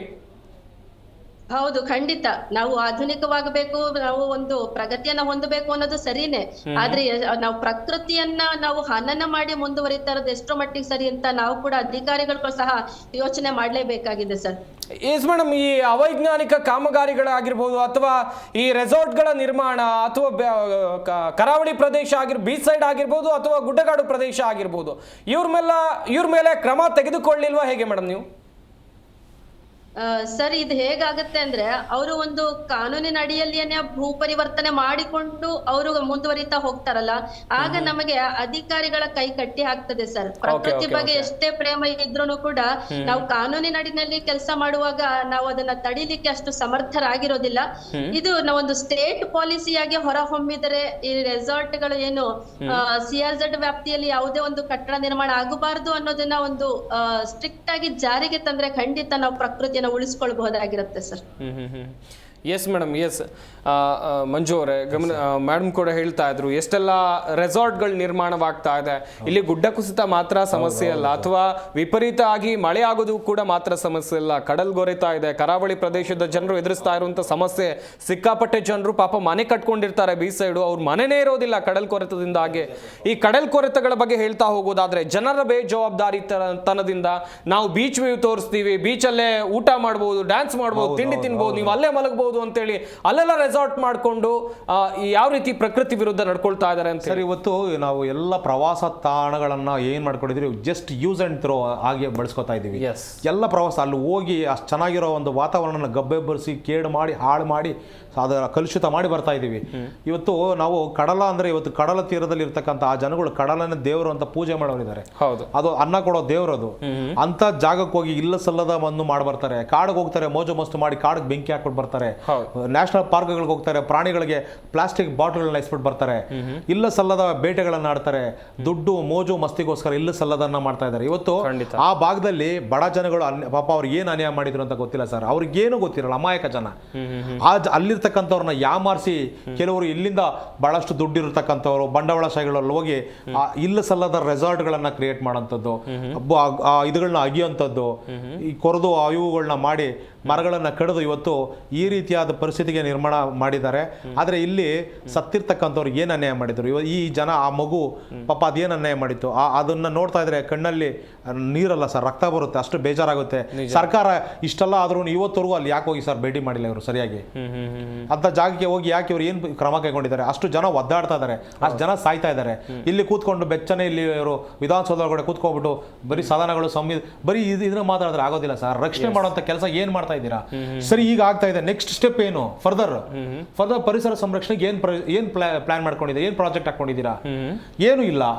ಜಸ್ಟ್ ಈಗ ಬರ್ತಾ ಇದೆ, ಈ ವರ್ಷ ಮುಗೀತು ಮಳೆಗಾಲ, ನೆಕ್ಸ್ಟ್ ಬೇಸಿಗೆ ಬರುತ್ತೆ, ಬೇಸಿಗೆಗೆ ಯೋಚನೆ ಮಾಡ್ತಾರೆ. ಡ್ಯಾಮ್ಗಳು ತುಂಬಿದೆ, ಈಗ ನೀರು ಕುಡಿಯಕ್ಕಿದೆ, ಈ ತರ ಯೋಚನೆ ಮಾಡ್ತಾರೆ. ಮತ್ತೆ ಬೇಸಿಗೆ ಬಂದ ಕುಡಿಯಕ್ಕೆ ನೀರಿಗೆ ಅಭಾವ ಆಗುತ್ತೆ. ನೀರ್ ಎಲ್ಲೋಯ್ತು? ಮಳೆ ನೀರೆಲ್ಲ ಏನ್ ಮಾಡಿದ್ರಿ ಮಳೆ ನೀರು? ಈಗ ಹರಿದು ರೋಡಲ್ಲಿ ಹೋಗ್ತಾ ಇದೆಯಲ್ಲ, ನೀರನ್ನ ಉಳಿಸ್ಕೊಂಡಿದ್ರೆ ಭೂಮಿ ತಂಪಾಗಿದ್ರೆ, ಭೂಮಿ ಒಳಗಡೆ ಹಿಂಗಿದ್ರೆ ಏನಾದ್ರು ಒಂದು ಬೋರ್ಗಳಲ್ಲಿ ನೀರು ಬರ್ತಾ ಇತ್ತು, ಏನೊಂದು ಆಗೋದು. ಇವತ್ತು ಅಜ್ಞಾನಿಕ ಸರ್, ಪ್ಲಾನಿಂಗೇ ಇಲ್ಲ ಸರ್. ಇಷ್ಟ ಬಂದಂಗೆ ಉಡಾಫೆಗಳಲ್ಲಿ ಮಾಡ್ಕೊಂಡು ಅವ್ರಿಗೆ ಇಷ್ಟ ಬಂದಂಗೆ ಬದುಕಿ ಎಲ್ಲ ಹಾಳು ಮಾಡ್ಕೊಂಡು ತಿಂದು ತೇಗ್ತಾ ಇದ್ದಾರೆ ಸರ್ ಅಷ್ಟೇ. ಇವತ್ತು ನಮಗೆ ಹೊಟ್ಟೆ ಉರಿತೈತೆ. ಇವತ್ತು ಒಂದು ಪರಿಸರನ ನಾವು ದೇವ್ರು ಅಂತ ಪೂಜೆ ಮಾಡ್ತಕ್ಕಂಥವ್ರು ನಾವು. ಇವತ್ತು ಆ ಬೆಟ್ಟ ಕುಸ್ತಿದೆ ಅಂದ್ರೆ ಆ ಭೂಮಿ ಸುಮ್ನೆ ಕುಸ್ತಿರಲ್ಲ. ಅಲ್ಲಿನ ತೇವಾಂಶ, ಅಲ್ಲಿನ ಸುತ್ತಮುತ್ತ ನೀವು ಇಲ್ಲ ಸಲ್ಲದ ಏನೋ ಕಡ್ದಿರ್ತೀರಾ, ಆ ಬೆಟ್ಟದ ಬುಡನ ನೀವು ಕಡ್ದಿರ್ತೀರಾ, ಏನೋ ಮುಟ್ಟಿರ್ತೀರಾ, ಅಲ್ಲಿ ಏನೋ ಮಾಡಿರ್ತೀರಾ ನೀವು ಸರ್. ಒಂದು ಮರ ಬಿದ್ದೋಗುತ್ತೆ, ಸುಮ್ಮನೆ ಬಿದ್ದೋಗಲ್ಲ ಸರ್. ಅದಕ್ಕೆ ಸರಿಯಾಗಿ ನೀವು ಸರಿಯಾದ ಬೇರು ಅದಕ್ಕೆ ಭೂಮಿ ಒಳಗಡೆ ಹೋಗಿರೋದಿಲ್ಲ, ಅಥವಾ ಆ ಮರದ ಆ ಅಂಕುಡೊಂಕು ಕೊಂಬೆಗಳನ್ನ ಸರಿಯಾಗಿ ನೀವು ಕಟ್ ಮಾಡಿರಲ್ಲ. ಒಂದ್ ಸೈಡ್ ಕಟ್ ಮಾಡ್ಬಿಟ್ಟು ಇನ್ನೊಂದ್ ಸೈಡ್ ಬಿಟ್ಬಿಡ್ತೀರಾ, ಅಥವಾ ಬೇರುಗಳನ್ನ ಕಟ್ ಮಾಡಿ ಚಾಪ್ ಮಾಡಿ ಕೆಳಗಡೆಗೆ ಮೋರಿಗಳು ವೈರ್ಗಳು ಅಂತ ಮಾಡಿ ಬಿಟ್ಬಿಡ್ತೀರಾ. ಗಾಳಿ ಬಂದ ತಕ್ಷಣ ಮರ ಆಟೋಮೆಟಿಕ್ ಆಗಿ ಬಿದ್ದೋಗುತ್ತೆ. ಇದು ಬೆಂಗಳೂರಲ್ಲಿ ಮಳೆ ಬಂದ್ರೆ ಮರ ಬೀಳುತ್ತೆ. ಅಲ್ಲಿ ಗುಡ್ಡ ಕುಸಿತಾ ಇದೆ, ಇನ್ನೊಂದ್ ಕಡೆ ನೀರು ಜಾಸ್ತಿ ಆಗ್ತಾ ಇದೆ, ಮಳೆ ನಿಲ್ತಾ ಇಲ್ಲ, ಎಲ್ಲಿಂದ ಮಳೆ ಬರ್ತಾ ಇದೆ, ನೀರು ಎಲ್ಲಿ ಹೋಗ್ತಾ ಇದೆ, ಎಲ್ಲ ಜನಗಳಿಗೆ ಬ್ಲಾಂಕ್ ಆಗಿಬಿಟ್ಟಿದ್ದಾರೆ ಸರ್. ವೆಲ್ ಸರ್, ಗಮನಿಸ್ತಾ ಇರ್ಬೋದು ವೀಕ್ಷಕರೇ, ಮಳೆ ಸೃಷ್ಟಿ ಮಾಡಿರುವಂತಹ ಅವಾಂತರದ ವಿಚಾರವಾಗಿ ನಾವು ನಿಮಗೆ ಮಾಹಿತಿಯನ್ನು ಕೊಡ್ತಾ ಇದ್ವಿ. ದಕ್ಷಿಣ ಕನ್ನಡ, ಉಡುಪಿ, ಉತ್ತರ ಕನ್ನಡ, ಬೆಂಗಳೂರು ಸೇರಿದಂತೆ ರಾಜ್ಯದ ಸಾಕಷ್ಟು ಜಿಲ್ಲೆಗಳಲ್ಲಿ ವ್ಯಾಪಕವಾಗಿ ಮಳೆ ಆಗ್ತಾ ಇದೆ. ಹಿಂದೆಂದೂ ಕಾಣದ ವರ್ಷಧಾರೆ ಇದು. ಜನರು ಕೂಡ ಜಾಗೃತರಾಗಿರಬೇಕು. ಮುಂದಿನ ಹಂತದಲ್ಲಿ ಸಾಕಷ್ಟು ವಿಚಾರಗಳ ಕುರಿತು ಮಾಹಿತಿಯನ್ನು ಕೊಡ್ತೀವಿ. ರಾಜ್ಯದ ಹಲವು ಕಡೆ ಮಳೆಯಿಂದ ಅವಾಂತರಗಳು ಸೃಷ್ಟಿಯಾಗಿದೆ. ಮಂಗಳೂರಿನ ವಿಚಾರವಾಗಿ ನಾವು ನಿಮಗೆ ಮಾಹಿತಿಯನ್ನು ಕೊಡ್ತಾ ಇದ್ವಿ. ಮಂಗಳೂರು ಮಾತ್ರ ಅಲ್ಲ, ರಾಜ್ಯದ ಬೇರೆ ಬೇರೆ ಕಡೆಗಳಲ್ಲೂ ಎಷ್ಟೆಲ್ಲ ಅವಾಂತರಗಳಾಗಿದೆ, ಜನರು ಯಾವ ರೀತಿಯಾಗಿ ಸಂಕಷ್ಟದಲ್ಲಿದ್ದಾರೆ ಎನ್ನುವಂಥ ವಿಚಾರದ ಕುರಿತು ಮಾಹಿತಿಯನ್ನು ಕೊಡ್ತಾ ಇದ್ವಿ. ಹಾಗೆಯೇ ಕಾಪು ತಾಲೂಕಿನ ತಹಶೀಲ್ದಾರ್ ಆಗಿರುವಂತಹ ಪ್ರತಿಭಾ ಅವರನ್ನ ಮಾತನಾಡಿಸ್ತಾ ಹೋಗೋಣ. ಮೇಡಮ್, ಈಗ ಒಂದಷ್ಟು ಮುನ್ನೆಚ್ಚರಿಕಾ ಕ್ರಮಗಳನ್ನು ನೀವು ನಿಮ್ಮ ತಾಲೂಕಿನ ವ್ಯಾಪ್ತಿಯಲ್ಲಿ ಕೈಗೊಂಡಿದ್ದೀರಾ ನಿಜ. ಆದರೆ ಈಗ ಮುನ್ನೆಚ್ಚರಿಕಾ ಕ್ರಮವನ್ನು ಕೈಗೊಳ್ಳುವಂಥ ಸಂದರ್ಭದಲ್ಲಿ ಸರ್ಕಾರದಿಂದ ನಿಮಗೆ ಸರಿಯಾದ ಸ್ಪಂದನೆ ಸಿಗ್ತಾ ಇದೆಯಾ? ಯಾವ ರೀತಿಯಾಗಿ ಮುನ್ನೆಚ್ಚರಿಕಾ ಕ್ರಮಗಳನ್ನು ಈಗ ಕೈಗೊಂಡಿದ್ದೀರಾ ಅಂತೇಳಿ. ಸರ್, ಈಗಾಗ್ಲೇ ತಾವು ಹೇಳಿದ ಹಾಗೆ ರಣಮಳೆ ಸುರಿತಾ ಇರೋ ಪ್ರಯುಕ್ತ ನಾವ್ ಈಗಾಗ್ಲೇ ನಮ್ಮ ತಾಲೂಕಿನಲ್ಲಿ ಹಲವು ಮುಂಜಾಗ್ರತಾ ಕ್ರಮಗಳನ್ನ ಕೈಗೊಂಡಿದೀವಿ. ಈಗ ನಮ್ಮಲ್ಲಿ ಒಂದು ಹೇಳೋದಾದ್ರೆ, ಕಿಂಡಿ ಅಣೆಕಟ್ಟಿನ ಪ್ರದೇಶ ಇದೆ ಪಲಿಮಾರ ಗ್ರಾಮ ಪಂಚಾಯತಿ ವ್ಯಾಪ್ತಿಯಲ್ಲಿ. ಈಗಾಗಲೇ ರಣಮಳೆಯ ಒಂದು ಭೀತಿಯಿಂದಾಗಿ ನಾವೀಗಾಗಲೇ ಕಿಂಡಿ ಅಣೆಕಟ್ಟಿನ ಹಲಗೆಗಳನ್ನ ತೆಗೆದು ನೀರಿನ ಹರಿವಿಗೆ ನಾವು ಅನುವು ಮಾಡಿಕೊಟ್ಟಿದ್ದೇವೆ. ಹಾಗೆ ಜೊತೆಗೆ ಅಪಾಯಕಾರಿ ಮರಗಳು ಎಲ್ಲೆಲ್ಲಿ ಕಂಡು ಬರ್ತಾ ಇದೆ ಅವುಗಳನ್ನೆಲ್ಲವನ್ನ ಮೊದಲೇ ಗುರುತಿಸಿಕೊಂಡು ಈಗಾಗಲೇ ತೆರವುಗೊಳಿಸಿ ಆ ಅಪಾಯವನ್ನ ಒಂದು ತಡೆಗಟ್ಟುವ ನಿಟ್ಟಿನಲ್ಲಿ ಸಹ ಕ್ರಮ ಕೈಗೊಂಡಿದ್ದೀವಿ. ಮತ್ತೆ ತಾವು ಒಂದು ಮಾತು ಕೇಳಿದ್ರೆ ಸರ್ಕಾರದ ಹೇಗೆ ಸ್ಪಂದನೆ ಇದೆ? ಖಂಡಿತ ತುಂಬಾ ಒಳ್ಳೆಯ ಸ್ಪಂದನೆ ನಮಗೆ ಸಿಗ್ತಾ ಇದೆ ಸರ್. ಯಾಕಂದ್ರೆ ಪ್ರಕೃತಿ ವಿಕೋಪದ ಒಂದು ನಿರ್ವಹಣಾ ಅಡಿಯಲ್ಲಿ ನಮ್ಗೆ ಸಾಕಷ್ಟು ಪರಿಹಾರದ ಒಂದು ಮೊತ್ತವನ್ನು ಕೊಡ್ಲಿಕ್ಕೆ ಸಹ ತಹಶೀಲ್ದಾರ್ ಮತ್ತು ಜಿಲ್ಲಾಧಿಕಾರಿಗಳಿಗೆ ಸಾಕಷ್ಟು ಹಣವನ್ನ ನಮ್ಮ ಒಂದು ಅಕೌಂಟ್ಗೆ ಹಾಕ್ತಾ ಇರ್ತಾರೆ. ಜೊತೆಗೆ ತಕ್ಷಣನೇ ಅವರಿಗೆ ಪೇಮೆಂಟ್ ಮಾಡ್ಬೇಕು ಅನ್ನೋ ಒಂದು ಇನ್ಸಿಸ್ಟೆನ್ಸ್ ನಮ್ಗೆ ಯಾವಾಗ್ಲೂ ಸಿಗುತ್ತಾನೆ ಇರುತ್ತೆ. ಜೊತೆಗೆ ಸಾರ್ವಜನಿಕರಿಗೆ ಕೂಡ ಸದಾ ನಾವು ಮುನ್ನೆಚ್ಚರಿಕೆಗಳನ್ನ ಕೊಡ್ತಾ ಇರ್ತೇವೆ. ನಮ್ಮ ಒಂದು ಗ್ರಾಮ ಮಟ್ಟದ ಅಧಿಕಾರಿಗಳು ಸದಾ ಎಸ್ ಮತ್ತೊಮ್ಮೆ ಸಂಪರ್ಕ ಮಾಡುವಂಥ ಪ್ರಯತ್ನವನ್ನು ಮಾಡ್ತೀವಿ ನಾವು. ಹಾಗೆಯೇ ನಮ್ಮ ಈ ಕಾರ್ಯಕ್ರಮದಲ್ಲಿ ನೀರಾವರಿ ತಜ್ಞರಾಗಿರುವಂಥ ವಲ್ಲೀಶ್ ವಿ ಕೌಶಿಕ್ ಅವರು ಕೂಡ ಜಾಯ್ನ್ ಆಗಿದ್ದಾರೆ. ಸರ್ ನಮಸ್ಕಾರ, ಕಾರ್ಯಕ್ರಮಕ್ಕೆ ಸ್ವಾಗತ. ಸರ್, ಗಮನಿಸ್ತಾ ಇದ್ರಿ, ಮಳೆ ಸೃಷ್ಟಿ ಮಾಡಿರುವಂಥ ಅವಾಂತರಗಳು ಸರ್ವೇ ಸಾಮಾನ್ಯವಾಗಿ ನಾನು ಆಗಲೂ ಕೂಡ ಹೇಳ್ತಾ ಇದ್ದೆ, ನಾವು ಜೂನ್ ತಿಂಗಳ ಆರಂಭದಲ್ಲಿ ಮಳೆಯನ್ನು ನೋಡಿದವರು, ಆದರೆ ಮೇ ಮಧ್ಯಭಾಗದಲ್ಲಿ ಮಳೆ ಬಂದು ಇಷ್ಟೆಲ್ಲ ಅವಾಂತರಗಳಿಗೆ ಕಾರಣವಾಗ್ತಾ ಇದೆ. ಇಷ್ಟೆಲ್ಲ ಅವಾಂತರಗಳು ಸೃಷ್ಟಿಯಾಗಿದೆ. ಇದಕ್ಕೆಲ್ಲ ಕಾರಣ ಹುಡುಕ್ತಾ ಹೋಗೋದಾದ್ರೆ ಸರ್? ಕಾರಣ ಹುಡುಕ್ತಾ ಹೋಗೋದಾದ್ರೆ ನಾವು ಮಾಡಿಕೊಂಡಂಥ ಎಡವಟ್ಟುಗಳು ಅಂತಂದ್ರೆ, ಎಲ್ಲರೂ ಓದಿದ್ದೀವಿ, ಎಲ್ಲರೂ 3 ಡಾಕ್ಟರೇಟ್ ತಗೊಂಡಿರೋರೇ ಮನೆ ಕಟ್ಟಿರೋದು. ಖಂಡಿತ. ನೀರು ಯಾವ ಥರ ಸಮುದ್ರಕ್ಕೆ ಹೋಗಬೇಕು ಅದಕ್ಕೆ ದಾರಿ ಮಾಡಿಕೊಡ್ಬೇಕು. ಸಮುದ್ರ ಆಯಿತು, ಇದು ಮಂಗಳೂರು ಭಾಗ ಮತ್ತು ಉಡುಪಿ ಭಾಗ ತಗೊಂಡ್ರೆ ಏನಾಗುತ್ತೆ ಅಂತಂದರೆ ಅವೈಜ್ಞಾನಿಕವಾಗಿ ಕಟ್ಟಡ ಕಟ್ಟೋದು. ಓಕೆ. ಸೊ ಸ್ವೇಚ್ಛಾಕಾರವಾಗಿ ಅಂತಂದರೆ ನೀರಿಗೆ ದಾರಿ ಯಾವುದು ಅಂತ ನೀರು ಗೊತ್ತಿರುತ್ತೆ, ಅದ್ರದ್ದು ಪ್ರಾಪರ್ಟಿನೇ ಮೇಲಿಂದ ಕೆಳಗಡೆ ಹರಿಯೋದು, ಇಲ್ಲ ನದಿ ಮೂಲಕ ಸಮುದ್ರಕ್ಕೆ ಹೋಗೋದು. ಆ ದಾರಿನೆಲ್ಲ ನಾವು ಮಾರ್ಪಾಡು ಮಾಡಿರ್ತೀವಿ. ಖಂಡಿತ. ಆಮೇಲೆ ಮಳೆ ಬಂದು 10 ನಿಮಿಷಕ್ಕೆ ರಸ್ತೆ ಫ್ಲಡ್ ಆಗತ್ತೆ. ಯಾಕೆ ಅಂತಂದ್ರೆ ಮನೆಯಲ್ಲಿ ಈಗ ಬೆಂಗಳೂರು ಶೈಲಿನಲ್ಲೇ ಮನೆ ಕಟ್ಟಕ್ಕೆ ಶುರು ಮಾಡಿದ್ದಾರೆ. ಆಗಿನ ಕಾಲದಲ್ಲಿ ಅಲ್ಲಿ ಮನೆ ಕಟ್ಟೋರು ಯಾವ ತರ ಇತ್ತು ಅಂತಂದ್ರೆ, ಮನೆಯಲ್ಲೇನೆ ವಿಶಾಲವಾದಂಥ ಜಾಗ ಇತ್ತು, ತಗ್ಗು ಗುಂಡಿ ಇತ್ತು, ಹಿಂಗು ಗುಂಡಿಗಳೆಲ್ಲ ಇರ್ತಿತ್ತು. ಅಲ್ಲೇನಾಗತ್ತೆ ಅಂತಂದ್ರೆ ಮಾರ್ಬಲ್ ಫ್ಲೋರಿಂಗ್ ಹಾಕ್ತಾರೆ ಪ್ರತಿಯೊಂದು ಮನೆಯಲ್ಲೂ, ಪ್ರತಿಯೊಂದು ರೋಡಲ್ಲೂ ಸಿಮೆಂಟ್ ಫ್ಲೋರಿಂಗ್ ಹಾಕ್ತಾರೆ. ಆ ರೋಡು ಭೂಮಿ ಒಳಗಡೆ ನೀರು ಹೋಗಕ್ಕೆ ಜಾಗ ಸಿಕ್ಕಲ್ಲ. ಹಿಂದಿನ ಕಾಲದಲ್ಲಿ ಏನ್ ಮಾಡ್ತಿದ್ರು ಅಂತಾರೆ, ನೀರು ಕೊಯ್ಲು ಅಲ್ಲೇ ಆಗ್ತಾ ಇತ್ತು, ಬಾವಿ ತುಂಬಾ ತುಂಬಿರೋ. ಈಗೇನ್ ಮಾಡ್ತೀವಿ ಅಂತಂದ್ರೆ ಮಳೆ ಬಂದು 10 ನಿಮಿಷಕ್ಕೆ ರೋಡ್ಗೆ ಹೋಗುತ್ತೆ ನೀರು, ತಮ್ಮ ಮನೆ ಒಳಗಡೆನೆ ಹಿಂಗದೇ ಇಲ್ಲ. ಸೊ ಈಗ ಈ ತರ ಏನಾಗತ್ತೆ ಅಂತಂದ್ರೆ ನೀರು ಹರಿದು ರಸ್ತೆಗೆ ಬಂದು ರಸ್ತೆ ಗುಂಡಿಯಾಗಿ ಅಲ್ಲಿ ಜನ ಓಡಾಡೋದಕ್ಕೂ ಆಗದೆ ಇರತಕ್ಕಂಥ ಒಂದು ಸ್ಥಿತಿ. ಆ ಪಶ್ಚಿಮ ಘಟ್ಟ, ಮಂಗಳೂರು, ಉಡುಪಿ, ಕಾಪು ಈ ಕಡೆ ಎಲ್ಲ ಏನಿದೆ ಅಂತಂದ್ರೆ ಕೆಮ್ಮಣ್ಣು. ಆ ಮಣ್ಣೇ ಒಂಥರ ಅಂಟು ಮಣ್ಣು. ಮಳೆ ಬಂದ ತಕ್ಷಣ ಅದು ಹಿಂಗತ್ತೆ. ನೀವು ಅರ್ಧ ಗಂಟೆ, ಹಿಂದಿನ ಕಾಲದಲ್ಲೆಲ್ಲ ಮಳೆ ಬಂದ ಅರ್ಧ ಗಂಟೆನಲ್ಲೆಲ್ಲ ಭೂಮಿ ಹೀರ್ಕೊಂಡ್ಬಿಡೋದು. ಹೌದು. ಈಗ ಆ ಒಂದು ಪರಿಸ್ಥಿತಿ ಇಲ್ಲ. ಆಮೇಲೆ ಎಲ್ಲಂತಲ್ಲಿ ಜಾಗ ಸಿಕ್ತು ಅಂತಂದ್ರೆ ಅಡಿಕೆ ಗಿಡ, ಅಡಿಕೆ ನಾಟಿ ಈ ಥರದ್ದೆಲ್ಲ ಮಾಡೋದು. ಮೇಲ್ಗಡೆಯಿಂದ ಕೆಳಗಡೆ ಹರಿಯೋದಕ್ಕೆ ಸಮವಾದ ಅಂತ ಒಂದು ಆ ಶೈಲಿ ಪದ್ಧತಿನೇ ನಶಿಸಿ ಹೋಗಿದೆ. ಖಂಡಿತ. Yes sir.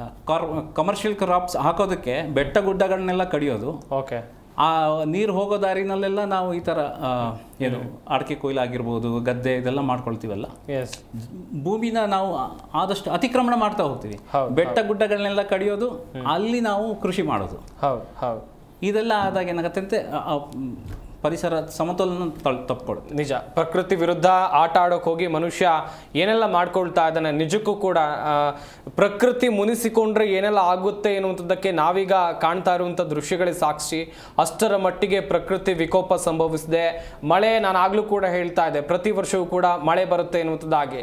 ಸದ್ಯ ಗಮನಿಸ್ತಾ ಹೋಗುವುದಾದರೆ ಗುಡ್ಡ ಕುಸಿತಕ್ಕೆ ಈಗಾಗಲೇ ಗುಡ್ಡ ಕುಸಿತ ಸೇರಿದಂತೆ ದಕ್ಷಿಣ ಕನ್ನಡ ಜಿಲ್ಲೆಯಲ್ಲಿ ಮಳೆಯಾದಂಥ ಕಾರಣಕ್ಕಾಗಿ ಅಲ್ಲಿ ಸಾಕಷ್ಟು ಸಾವು ನೋವುಗಳು ಸಂಭವಿಸಿದೆ. ಇದೇ ವಿಚಾರವಾಗಿ ಮುಂದಿನ ಹಂತದಲ್ಲಿ ಮಾಹಿತಿಯನ್ನು ಕೊಡ್ತಾ ಹೋಗ್ತೀವಿ. ಮಳೆ ಮಾತ್ರ ಬರ್ತಾ ಇಲ್ಲ, ಅದರ ಜೊತೆಯಲ್ಲಿ ಆಗ್ತಾ ಇರುವಂತಹ ಗುಡ್ಡ ಕುಸಿತ ಪ್ರಕರಣಗಳು. ಕಳೆದ ವರ್ಷ ಜುಲೈನಲ್ಲಿ ಶಿರೂರಿನಲ್ಲಿ ಆದಂತಹ ಗುಡ್ಡ ಕುಸಿತದಿಂದ 11 ಜನ ಪ್ರಾಣವನ್ನ ಕಳ್ಕೊಂಡಿದ್ರು. ಆ ಘಟನೆಯನ್ನೇ ಇನ್ನು ನಾವು ಮರೆತಿಲ್ಲ. ಅದಾದ ನಡುವೆ ರಾಜ್ಯದಲ್ಲಿ ಸಂಭವಿಸ್ತಾ ಇರುವಂತಹ ಗುಡ್ಡ ಕುಸಿತದಿಂದ ಸಾಕಷ್ಟು ಮಂದಿ ಪ್ರಾಣವನ್ನೇ ಕಳ್ಕೊಂಡಿದ್ದಾರೆ. ಇದೇ ವಿಚಾರವಾಗಿ ನಾವು ನಿಮಗೆ ಮಾಹಿತಿಯನ್ನು ಕೊಡ್ತಾ ಹೋಗ್ತಾ ಇದ್ವಿ. ಪರಿಸರ ಮಂಜು ಅವರೇ, ಈಗ ಪ್ರಕೃತಿ ನಾಶದ ವಿಚಾರವಾಗಿ ನಾವು ಮಾತನಾಡ್ತಾ ಹೋಗೋದಾದ್ರೆ, ಸಾಕಷ್ಟು ಗುಡ್ಡಗಳನ್ನು ಅಗೆದು ಜನ ಹೋಗಲ್ಲಿ ರೆಸಾರ್ಟ್ ಕಟ್ಕೊಳ್ತಾರೆ ಅಂತ ಆಗಲೇ ನಾನು ಹೇಳ್ತಾ ಇದ್ದೆ. ಈ ಪಶ್ಚಿಮ ಘಟ್ಟಗಳ ನಾಶದಿಂದ, ಗುಡ್ಡಗಾಡು ಪ್ರದೇಶಗಳ ನಾಶದಿಂದ ಮನುಷ್ಯ ಮುಂದೆ ಹೇಗೆ ಸಂಕಷ್ಟವನ್ನು ಪಡಬೇಕು ಅಂತ ಹೇಳಿ. ಸರ್ ಈಗ ಪರಿಸರನ ನಾವು ಏನು ಮಾಡೋಕ್ಕಾಗೋದಿಲ್ಲ ಸರ್, ಅನ್ನ ಪಾಡಕ್ಕೆ ತನ್ನ ಬಿಟ್ಬಿಡ್ಬೇಕು. ಓಕೆ, ಕಾಡು ಗೊತ್ತು, ಕಾಡು ಹೇಗೆ ನಮ್ಮನ್ನು ಕಾಪಾಡ್ಕೋಬೇಕು, ತನ್ನನ್ನೇ ಕಾಪಾಡ್ಕೋಬೇಕಂತ ಗೊತ್ತು. ಇವತ್ತು ಡಿಪಾರ್ಟ್ಮೆಂಟ್ಗಳು ಎಷ್ಟೊಂದಿದ್ದಾವೆ, ಅರಣ್ಯ ಇಲಾಖೆ ಇದೆ, ಬೇರೆ ಬೇರೆ ಸರ್ಕಾರಗಳಿವೆ, ಬೇರೆ ಬೇರೆ ಯೋಜನೆಗಳು ಹಾಕುವಂಥ ಭಾಳಷ್ಟು ಡಿಪಾರ್ಟ್ಮೆಂಟ್ಸ್ ಇದೆ. ಇಷ್ಟೆಲ್ಲ ಇದ್ರೂ ಕೂಡ ಇವತ್ತು ಅಭಿವೃದ್ಧಿ ಆಗ್ತಾ ಇಲ್ಲ, ಪರಿಸರ ಅಭಿವೃದ್ಧಿ ಆಗ್ತಾ ಇಲ್ಲ, ಕುಸಿತಾ ಇದೆ. ಎಲ್ಲ ವಿಚಾರದಲ್ಲಿ ಪರಿಸರ ಕುಸಿತಾ ಇದೆ. ಸೊ ಅಂಥ ಇದನ್ನ ನಾವು ಹೋಗಿ ಟಚ್ ಮಾಡಕ್ಕೆ ಹೋಗ್ಬಾರ್ದು. ಇವತ್ತು ಮಣ್ಣಿನ ಸವಕಳಿ ಕಳೆಯೋಕ್ಕೆ ಕಾರಣ ಏನು ಸರ್? ಎಸ್, ಮಣ್ಣಿನ ಸವಕಳಿ ಕಳೀತಾ ಇದೆ ಅಂದರೆ ಮುಖ್ಯವಾಗಿ ಅಲ್ಲಿ ಹುಲ್ಲಿನ ಪದರಗಳಿಲ್ಲ, ಮರಗಳು ಸರಿಯಾದ ಬೇರುಗಳಿಲ್ಲ. ಓಕೆ, ಹುಲ್ಲಿನ ಪದರಗಳು ಬೇರುಗಳು ಇದ್ದಾಗ ಮಣ್ಣಿನ ಸವಕಳಿಯನ್ನು ಗಟ್ಟಿಗೆ ಹಿಡಿದಿಟ್ಕೋತವೆ. ಅಥವಾ ಆ ಜಾಗದಲ್ಲಿ ಹೋಗ್ಬಿಟ್ಟು ಇಳಿಜಾರು ತಗ್ಗು ಪ್ರದೇಶಗಳಲ್ಲಿ ಹೋಗ್ಬಿಟ್ಟು ಇವ್ರು ಯಾರೋ ಮನೆ ಕಟ್ಕೊಳ್ಳೋದು, ಸರ್ಕಾರಿ ಜಾಗ ಆಗಿದ್ರು ನನ್ಗೆ ಮನೆ ಬೇಕು, ಮನೆ ಇಲ್ಲ ಅಂತೇಳಿ ಅಲ್ಲಿ ಹೋಗಿ ಸೇರ್ಕೊಬಿಡೋದು. ಸೊ ಇಂಥದ್ದು ಕೂಡ ಅಪಾಯ ಆಗುತ್ತೆ. ಸೊ ಈಗ ಮನುಷ್ಯರು ಕೂಡ ನಾವು ಅಂಥ ಅಪಾಯ ಇರತಕ್ಕಂಥ ಜಾಗಗಳನ್ನ ಬಿಟ್ಟು ಸ್ವಲ್ಪ ದೂರ ಇರಬೇಕು. ಕೆಲವರು ಅಲ್ಲಿ ಯಾರು ಹೇಳೋರು ಕೇಳೋರೆಲ್ಲ ಮನೆ ಇಲ್ಲ, ವಾಸಕ್ಕೆ ಜಾಗ ಇಲ್ಲ ಅಂತೇಳಿ ತುಂಬಾ ಬಹಳಷ್ಟು ಜನ ನೋಡಿದ್ದೀನಿ. ಅದ್ರ ಪ್ರಕಾರ ಹೋಗಿ ಅಲ್ಲಿ ಮನೆ ಕಟ್ಕೊಬಿಡ್ತಾರೆ, ಸೆಂಟ್ರಲ್ಲಿ ಗುಡಿಸ್ಲಾಕೊಬಿಡ್ತಾರೆ. ಸುಮಾರು ಜನ ಆ ರೀತಿಯಾಗಿ ಕೂಡ ಅನಾಹುತಗಳಿದೆ. ಬಟ್ ಮೆಜಾರಿಟಿ ಅದಲ್ಲ. ಬಟ್ ಪರಿಸರಕ್ಕೆ ಆಗ್ತಾ ಇರ್ತಕ್ಕಂಥಕ್ಕೆ ಮನುಷ್ಯನ ಮಾಡ್ತಾ ಇರ್ತಕ್ಕಂಥ ಅದ್ರ ಮೇಲೆ ಏರ್ತಾ ಇರ್ತಕ್ಕಂಥ ಆ ಪ್ರೆಷರ್ ಇದೆಯಲ್ಲ ಸರ್, ಸಾಮಾನ್ಯ ಪ್ರೆಷರ್ ಅಲ್ಲ. ಈಗ ಭೂಕಂಪ ಆಗುತ್ತೆ, ಸುನಾಮಿ ಆಗುತ್ತೆ, ಸುಂಟ್ರಗಳೇ ಆಗುತ್ತೆ, ಇಲ್ಲ ಸಲ್ಲ ಚಂಡಮಾರುತ, ಇಲ್ಲ ಸಲ್ಲದ ಸೈಕ್ಲೋನ್ಗಳು, ಇವೆಲ್ಲ ಸಮಸ್ಯೆ ಆಗ ಕಾರಣ ಆ ಹವಾಮಾನ ನಿಯಂತ್ರಣ ಇಲ್ಲ, ಆ ಬ್ಯಾಲೆನ್ಸಿಂಗ್ ಆಗ್ತಾ ಇಲ್ಲ. ಇವತ್ತು ನಮ್ಮ ಪ್ರಕೃತಿಯಲ್ಲಿ ನಾವು ಆ ರೀತಿ ಬ್ಯಾಲೆನ್ಸಿಂಗ್ ಇಲ್ಲದೆ ಹಿಂಗೆ ಕಟ್ ಮಾಡಿಬಿಟ್ಟಿದ್ವಿ, ಚೈನ್ ಲಿಂಕ್ಗಳೇ ಇಲ್ಲ. ಇವತ್ತು ನೀರು ಹೇಗೆ ಹೇಳಿದೆ ನೀವು, ತಾಯಿ ಆ ಮೂಲ ಹೇಗೆ ಅದು ಸ್ಟಾರ್ಟ್ ಆಗಿ ಹೇಗೆ ಎಂಡ್ ಆಗಬೇಕು, ಆ ಲಿಂಕೇ ಇಲ್ಲ. ಆ ಲಿಂಕ್ ಇಲ್ದರೆ ಎಲ್ಲ ಕಟ್ ಮಾಡಾಕಿದೀವಿ. ಆ ಎಲ್ಲಿ ಕಟ್ ಮಾಡಿದೀವಿ ಅಲ್ಲೇ ನೀರು ಮನೆಗಳಿಗೆ ಬರ್ತಾ ಇರೋದು, ಆ ಜಾಗನೇ ಮನೆಗೆ ಬರ್ತಾ ಇರೋದು. ಇವತ್ತು ಇವುಗಳೆಲ್ಲ ಸರಿಪಡಿಸ್ಕೊಳಕ್ ನಾವು ಬಹಳ ಲೇಟ್ ಆಗಿದೆ, ತುಂಬಾ ದೂರ ಬಂದ್ಬಿಟ್ಟಿದೀವಿ. ನಾನು ಹೇಳಿದಾಗಲೇ ಸರ್, ಬೆಂಗಳೂರಲ್ಲಿ ಕೇವಲ 2.9% ಅಷ್ಟು ನಾವು ಪರಿಸರ ಉಳಿಸ್ಕೊಬಿಟ್ಟಿದೀವಿ. 30 2.9 sir. At least just passing mark ಇಲ್ಲ, ನಾವು ಆ ರೀತಿ ಅಳಿವಿನಂಚಲ್ಲಿ ಉಳ್ಕೊಂಡಿದ್ದೀವಿ. ಇವತ್ತು ಇದು ನೇರ ಪರಿಣಾಮ ಬೀಳೋದೇ ನಮ್ಮಂಥವ್ರುಗಳು, ಮನುಷ್ಯರುಗಳ ಮೇಲೆ, ನಮ್ಮಗಳ ಮೇಲೇನೆ. ಯಾಕೆಂದ್ರೆ ಇದು ಅನಾರೋಗ್ಯಕ್ಕೆ ಕಾರಣ ಆಗುತ್ತೆ. ಮುಖ್ಯವಾಗಿ ಅನಾರೋಗ್ಯ, ಪ್ರಾಣ ಹಾನಿ ಸರ್. ಸಣ್ಣ ಸಣ್ಣ ಮಕ್ಕಳುಗಳು ಏನ್ ಮಾಡಿದ್ದಾರೆ ಸರ್, ಪಾಪ ಮಕ್ಕಳು ಒದ್ದಾಡಂತ ಪರಿಸ್ಥಿತಿ ಆಗುತ್ತೆ. ಬೆಟ್ಟಗಳು ಕುಸಿತವೆ, ಮಣ್ಣು ಕುಸಿತವೆ. ಇವತ್ತು ಚಾಮುಂಡೇಶ್ವರಿ ಬೆಟ್ಟನೂ ಕೂಡ ಕುಸಿತಾ ಇದೆ ಅಂತ ಮಾಹಿತಿ ತಗೊಂಡಿದ್ರಿ. ಜಸ್ಟ್ ಬೆಂಗಳೂರಲ್ಲಿ ಮಾನ್ಯತಾ ಟೆಕ್ ಪಾರ್ಕ್ ಅಲ್ಲಿ ಕೂಡ ಕುಸಿತತೆ. ಸುತ್ತ ಕೆರೆ ಇದೆ, ಅದ್ರ ಸುತ್ತ ಕೆರೆಗಳಿರೋ ಜಾಗದಲ್ಲಿ ಅಪಾರ್ಟ್ಮೆಂಟ್ಗಳು ಉತ್ತುವರಿಗಳಾಗಿದ್ದಾವೆ ಸರ್. ಅದನ್ನ ಯಾರು ಕೇರ್ ಮಾಡ್ತಾ ಇಲ್ಲ. ಇವತ್ತು ರಾಜಕಾಲುವೆಗಳು ಉತ್ತುವರಿ ಆಗಿದ್ದಾವೆ. Just come and go. ಇವತ್ತು DCM ಆಗಲಿ CM ಆಗಲಿ, I don't want to take the names, but ಬರ್ತಾರೆ, ಎಲ್ಲ ಬರ್ತಾರೆ, ಅಫಿಷಿಯಲ್ಸ್ ಬರ್ತಾರೆ, ನೋಡ್ತಾರೆ, ಒಂದು ವಿಸಿಟ್ ಫೋಟೋ ಶೂಟ್ ಆಯ್ತಾ, ವಿಡಿಯೋಸ್ ಆಯ್ತಾ, ಹೋಗ್ತಾರೆ. ಅದು ಶೋ ಆಫ್, ಪ್ರದರ್ಶನ. ಅವರೇ ಬಂದು ಹೇಳ್ಬೇಕು, ಅಧಿಕಾರಿಗಳಿಗೆ ಗೊತ್ತಾಗಲ್ಲ. ಇವತ್ತು ಅವ್ರು ಬಂದು ಸ್ಟ್ರಿಕ್ಟ್ ಆಗಿ ಅಧಿಕಾರಿಗಳಿಗೆ ವಾರ್ನ್ ಮಾಡಿದ್ರೆ, ಸರಿಯಾಗಿ ಅವ್ರು ಕ್ಲಾಸ್ ತಗೊಂಡಿದ್ರೆ ಇವತ್ತು ಅಲ್ಲಿ ಸಮಸ್ಯೆ ಆಗ್ತಾರಲ್ಲ. ಇದು ಇವತ್ತು ಒಂದಿನ ಸೊಲ್ಯೂಷನ್ ಅಲ್ಲ ಸರ್, ಇದು ಕಂಟಿನ್ಯೂಸ್. ಇವತ್ತು ನಮ್ಗಾಗ್ತಾ, ನಾವು ಇಷ್ಟೆಲ್ಲ ನೋಡ್ಬೇಕಾಗಿದ್ದ ಪರಿಸ್ಥಿತಿ. ಇವತ್ತು ಕೊರೋನಾ ಅಂತೆ, ಇನ್ನಂತೆ, ಮತ್ತೊಂದಂತೆ, ಇಂಥ ಕಾಯಿಲೆಗಳಿಗೆ ತುತ್ತಾಗ್ತಾ ಇದೀವಿ. ಭವಿಷ್ಯದ ಮಕ್ಕಳು ಹೇಗೆ ಅಂತ. ಎಸ್ ಪ್ರತಿಭಾ ಮೇಡಮ್, ಉಡುಪಿ ಜಿಲ್ಲೆ ವಿಚಾರಕ್ಕೆ ಬರೋದಾದ್ರೆ ಕಾಪು ತಾಲೂಕನ್ನ ಸೇರಿಸಿ ಈಗ ಹೆಬ್ರಿ ಭಾಗ ಆಗಿರ್ಬೋದು, ಬೈಂದೂರು ಭಾಗ ಆಗಿರ್ಬೋದು, ಶಂಕರನಾರಾಯಣ, ಸಿದ್ದಾಪುರ, ಕಾರ್ಕಳ, ಇಲ್ಲೆಲ್ಲವೂ ಕೂಡ ಕೆಲವೊಂದಿಷ್ಟು ಪ್ರದೇಶಗಳಲ್ಲಿ ಗುಡ್ಡಗಳಿವೆ. ಇಲ್ಲೂ ಕೂಡ ಒಂದಷ್ಟು ಕಡೆಗಳಲ್ಲಿ ಈ ಹಿಂದೆ ಒಂದಷ್ಟು ಅವಘಡಗಳು ಸಂಭವಿಸಿದ್ದನ್ನ ನಾವು ನೋಡಿದ್ವಿ. ಉಡುಪಿ ಜಿಲ್ಲೆ ವಿಚಾರಕ್ಕೆ ಬರೋದಾದ್ರೆ ಅಲ್ಲೆಲ್ಲ ಯಾವ ರೀತಿಯಾದಂಥ ಮುಂಜಾಗ್ರತಾ ಕ್ರಮವನ್ನು ಕೈಗೊಳ್ಳಲಾಗಿದೆ? ಸರ್, ತಾವ್ ಹೇಳಿದ ಹಾಗೆ ನಮ್ಮ ಈ ಉಡುಪಿ ಭಾಗದಲ್ಲಿ ಕೂಡ ಒಂದು ಗುಡ್ಡಗಾಡು ಪ್ರದೇಶವೇ ಆಗಿರುತ್ತೆ. ಸದಾಕಾಲ ನಮಗೂ ಕೂಡ ಗುಡ್ಡ ಕುಸಿತದ ಭೀತಿ ಇದ್ದೇ ಇರುತ್ತೆ. ಆ ನಿಟ್ಟಿನಲ್ಲಿ ನಾವು ನಮ್ಮ ಕಂದಾಯ ಇಲಾಖೆ ಮತ್ತು ಇತರ ಇಲಾಖೆಗಳ ಸಹಯೋಗದಲ್ಲಿ ಮೊದಲೇ ಒಂದು ಸಮೀಕ್ಷೆಯನ್ನ ಮಾಡಿ ಯಾವುದೆಲ್ಲ ಗುಡ್ಡ ಕುಸಿತದೆ ಅನ್ನೋದನ್ನ ನಾವು ಮೊದಲೇ ಒಂದು ಅಂದಾಜು ಮಾಡಿ ಆ ನಿಟ್ಟಿನಲ್ಲಿ ನಾವು ಆ ಜನಗಳಿಗೆ ಮೊದಲು ಒಂದು ಅರಿವನ್ನ ಮೂಡಿಸ್ತೇವೆ ಸರ್. ಆ ಒಂದು ಮಾರ್ಗದಲ್ಲಿ ಓಡಾಡುವಂತಹ ವಾಹನಗಳಿರಬಹುದು, ಅಥವಾ ಜನಗಳಿರಬಹುದು, ಅಥವಾ ಜಾನುವಾರುಗಳಿರಬಹುದು, ಅಂತಹ ಒಂದು ಜನಗಳಿಗೆ ನಾವು ಅರಿವನ್ನ ಮೂಡಿಸಿ ಇಲ್ಲಿ ಎಚ್ಚರಿಕೆಯಿಂದ ಓಡಾಡಿ ಅನ್ನೋದು ಒಂದು ಮೊದಲ ಒಂದು ಎಚ್ಚರಿಕೆ. ಆದ್ರೆ ಆ ಒಂದು ಗುಡ್ಡ ಕುಸಿತದ ಒಂದು ಎಲ್ಲಿ ಭಯ ಇರ್ತದೆ ಅಲ್ಲಿ ನಾವು JCB ಮುಂತಾದಂತಹ ಒಂದು ಪರಿಕರಗಳನ್ನ ತಗೊಂಡು ಹೋಗಿ ಅಲ್ಲಿ ಈಗ ಮುಂದೆ ಕುಸಿಯಬಹುದಾದನ್ನ ಮೊದಲೇ ನಾವು ಅದನ್ನ ತೆಗೆದು ಅಲ್ಲಿ ಒಂದು ಸುಗಮವಾದಂತಹ ಹಾದಿಯನ್ನ ಮಾಡಿಕೊಡೋ ನಿಟ್ಟಿನಲ್ಲಿ ನಾವು ಪ್ರಯತ್ನ ಮಾಡ್ತಾ ಇದ್ದೇವೆ ಸರ್. ಎಲ್ಲೆಲ್ಲ ಕುಸಿತದೆ ಅಂತ ಕಾಣಿಸ್ತದೆ ಅಲ್ಲಿ ನಾವು ಮೊದಲೇ ಹೋಗಿ ಆ ಗುಡ್ಡವನ್ನ ಮೊದಲೇ ನಾವು ತೆರವುಗೊಳಿಸಿ ಬಿಡ್ತೇವೆ. ಇದರಿಂದ ಏನಾಗುತ್ತೆ, ಒಂದು ಮಳೆ ಬಂದ ಕಾಲಕ್ಕೆ ಜನರ ಮೇಲೆ ಬೀಳೋದು ತಪ್ತದೆ. ಸೊ ಮತ್ತೆ ಜೊತೆಗೆ ನಾವು ಜನಗಳ ಜೊತೆಗೆ ಕೂಡ ಒಂದು ಸಂಪರ್ಕದಲ್ಲಿ ಇರ್ತೇವೆ. ಯಾವಾಗ ಅದು ತುಂಬಾ ಅಳಿವಿನ ಅಂಚಿಗೆ ಅಂದ್ರೆ ಇನ್ನೇನು ಕುಸಿತದೆ ಅನ್ನೋ ಸಂದರ್ಭದಲ್ಲಿ ನಾವೆಲ್ಲ ಅಲ್ಲಿ ಇದ್ದು ಜನಗಳು ಯಾರು ಅಲ್ಲಿ ಸುಳಿಯದ ಹಾಗೆ ಕೂಡ ನಾವು ಮುಂಜಾಗ್ರತೆಯನ್ನ ನಾವು ಮಾಡ್ತಾ ಇದ್ದೇವೆ ಸರ್. ಜೊತೆಗೆ ಆ ಮರಗಳು ಬೀಳುವಂತ ಒಂದು ಭೀತಿ ಇರ್ತದೆ ಸರ್. ಈಗ ತುದಿನಲ್ಲಿ ಈಗ ಗುಡ್ಡ ಕುಸಿತ ಇದ್ರು ಮರಗಳು ಅಂಚಿನಿಗೆ ಬಂದು ಬಿಟ್ಟು ಮರಗಳು ರಸ್ತೆಗೆ ಬೀಳುವಂತಹ ಸಂದರ್ಭಗಳು ಬಹಳಷ್ಟಿದೆ ಸರ್. ಅಂತ ಸಂದರ್ಭದಲ್ಲಿ ನಮ್ಮ ಅರಣ್ಯ ಇಲಾಖೆಯ ಸಹಯೋಗದಲ್ಲಿ ನಾವು ಆ ಮರಗಳನ್ನ ತೆರವುಗೊಳಿಸಿ ಅಷ್ಟರ ಮಟ್ಟಿಗೆ ನಾವು ಗುಡ್ಡವನ್ನ ಸ್ವಲ್ಪ ಸೇಫ್ ಮಾಡ್ಬೋದು. ಮರವನ್ನ, ಒಂದು ಭಾರವಾದ ಮರವನ್ನ ತೆಗೆದ್ರೆ ಗುಡ್ಡ ಸೇಫ್ ಆಗ್ತದೆ. ಆ ಒಂದು ಮುಂಜಾಗ್ರತಾ ಕ್ರಮಗಳನ್ನ ಕೂಡ ನಾವು ತಗೊಳ್ತಾ ಇದ್ದೀವಿ ಸರ್. ನಮ್ಮ ಸ್ಥಳೀಯ ಅಧಿಕಾರಿಗಳು ಸದಾ ಸಂಪರ್ಕದಲ್ಲಿ ಇರ್ತಾರೆ ಸರ್. ಅಲ್ಲಿ ಗ್ರಾಮ ಮಟ್ಟದಲ್ಲಿ ಯಾವುದೇ ಒಂದು ಅವಘಡ ಆದ್ರೂ ನಾವು ಖಂಡಿತ ಜನಗಳೊಟ್ಟಿಗೆ ನಾವು ತಕ್ಷಣ ಸ್ಪಂದಿಸಿ ಅವರನ್ನ ಒಂದು ಕಾಳಜಿ ಕೇಂದ್ರಕ್ಕೆ ಕರ್ಕೊಂಡು ಹೋಗೋದಿರ್ಬೋದು, ಅವರಿಗೆ ಸಾಂತ್ವನ ಹೇಳೋದಿರ್ಬೋದು, ಅಥವಾ ತಕ್ಷಣದ ಒಂದು ಪರಿಹಾರವನ್ನ ನೀಡುವ ನಿಟ್ಟಿನಲ್ಲಿರ್ಬೋದು, ನಾವು ಖಂಡಿತ ಕಾರ್ಯಪ್ರವೃತ್ತರಾಗಿ ಕೆಲಸ ಮಾಡ್ತಾ ಇದ್ದೇವೆ ಸರ್. ಮೇಡಮ್, ಇನ್ನೊಂದ್ ಕಡೆಯಲ್ಲಿ ಗುಡ್ಡ ಕುಸಿತ ಮಾತ್ರ ಅಲ್ಲ, ಕಡಲ್ಗೊರೆತ ಪ್ರಕರಣಗಳು ಕೂಡ ದಾಖಲಾಗ್ತಾ ಇವೆ. ಈ ನಿಟ್ಟಿನಲ್ಲಿ ನಿಮ್ಮ ತಾಲೂಕು ವ್ಯಾಪ್ತಿಯಲ್ಲಿ ತೆಗೆದುಕೊಂಡಂತ ಕ್ರಮಗಳು ಏನೇನು ಅಂತೇಳಿ? ಸರ್, ಏನಂದ್ರೆ ನಮ್ಮ ಕರಾವಳಿ ಭಾಗದ ಮುಖ್ಯವಾದ ಭೀತಿ ಅಂತ ಹೇಳಿದ್ರೆ ಕಡಲ್ ಕೊರೆತ. ನಾವು ಏನೇ ಒಂದು ಬಂದೋಬಸ್ತ್ ಮಾಡಿದ್ರು ಸಹ ಕಡಲಿಗಿಂತ ಮಿಗಿಲಿಲ್ಲ ಅಂತ ಹೇಳ್ತಿರಲ್ಲ, ಹಾಗೆ ಕಡಲು ಪ್ರತಿ ವರ್ಷ ಸ್ವಲ್ಪ ಸ್ವಲ್ಪವೇ ಭೂಮಿಯನ್ನ ಆಕ್ರಮಿಸಿಕೊಂಡು ಕೊರೆದುಕೊಂಡು ಬರ್ತಾ ಇರೋದುಂಟು.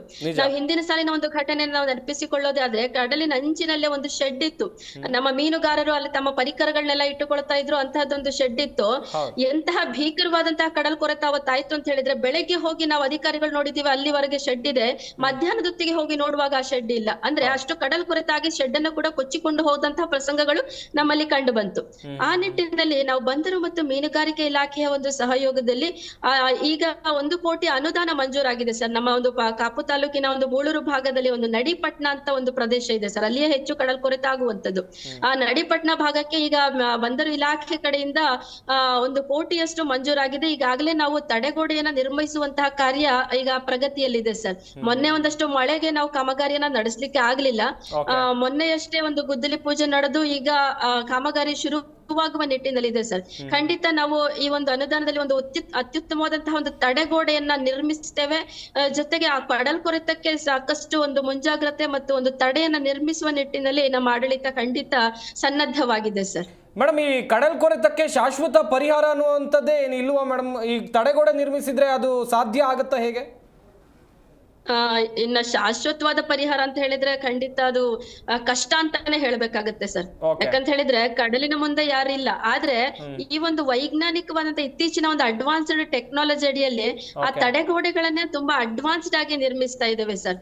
ಈಗ ಮೊದಲು ತಾವು ಹೇಳಿದ ಹಾಗೆ ಈ ವರ್ಷ ನಾವು ತಡೆಗೋಡೆ ಹಾಕಿರ್ತೇವೆ ಕಲ್ಲುಗಳನ್ನ, ಮುಂದಿನ ವರ್ಷ ಬರೋ ಹೊತ್ತಿಗೆ ಕೊಚ್ಚಿಕೊಂಡು ಹೋಗ್ತಾ ಇತ್ತು. ತಮ್ಮ ಒಂದು ಅಬ್ಸರ್ವೇಶನ್ ಕರೆಕ್ಟ್ ಆಗಿದೆ. ಆದ್ರೆ ಇತ್ತೀಚಿನ ಒಂದು ಅಡ್ವಾನ್ಸ್ಡ್ ಟೆಕ್ನಾಲಜಿಯಲ್ಲಿ ಒಂದು ಬಂದೋಬಸ್ತ್ ಆಗಿರುವಂತಹ ಒಂದು ತಡೆಗೋಡೆಯನ್ನ ನಾವು ನಿರ್ಮಿಸ್ತಾ ಇದ್ದೀವಿ ಸರ್. ಖಂಡಿತ ಸಾಧ್ಯ ಆಗತ್ತೆ ತಡಿಲಿಕ್ಕೆ.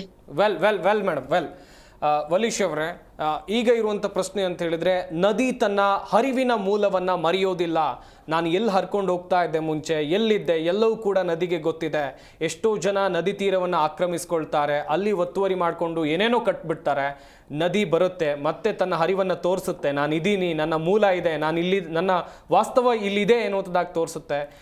ನದಿ ಮೇಲೆ ಅಥವಾ ಪ್ರಕೃತಿ ವಿರುದ್ಧ ಮನುಷ್ಯ ಮಾಡ್ತಾ ಇರುವಂಥ ದೌರ್ಜನ್ಯದ ವಿಚಾರವಾಗಿ ಹೇಳ್ತಾ ಹೋಗೋದಾದ್ರೆ ಸರ್?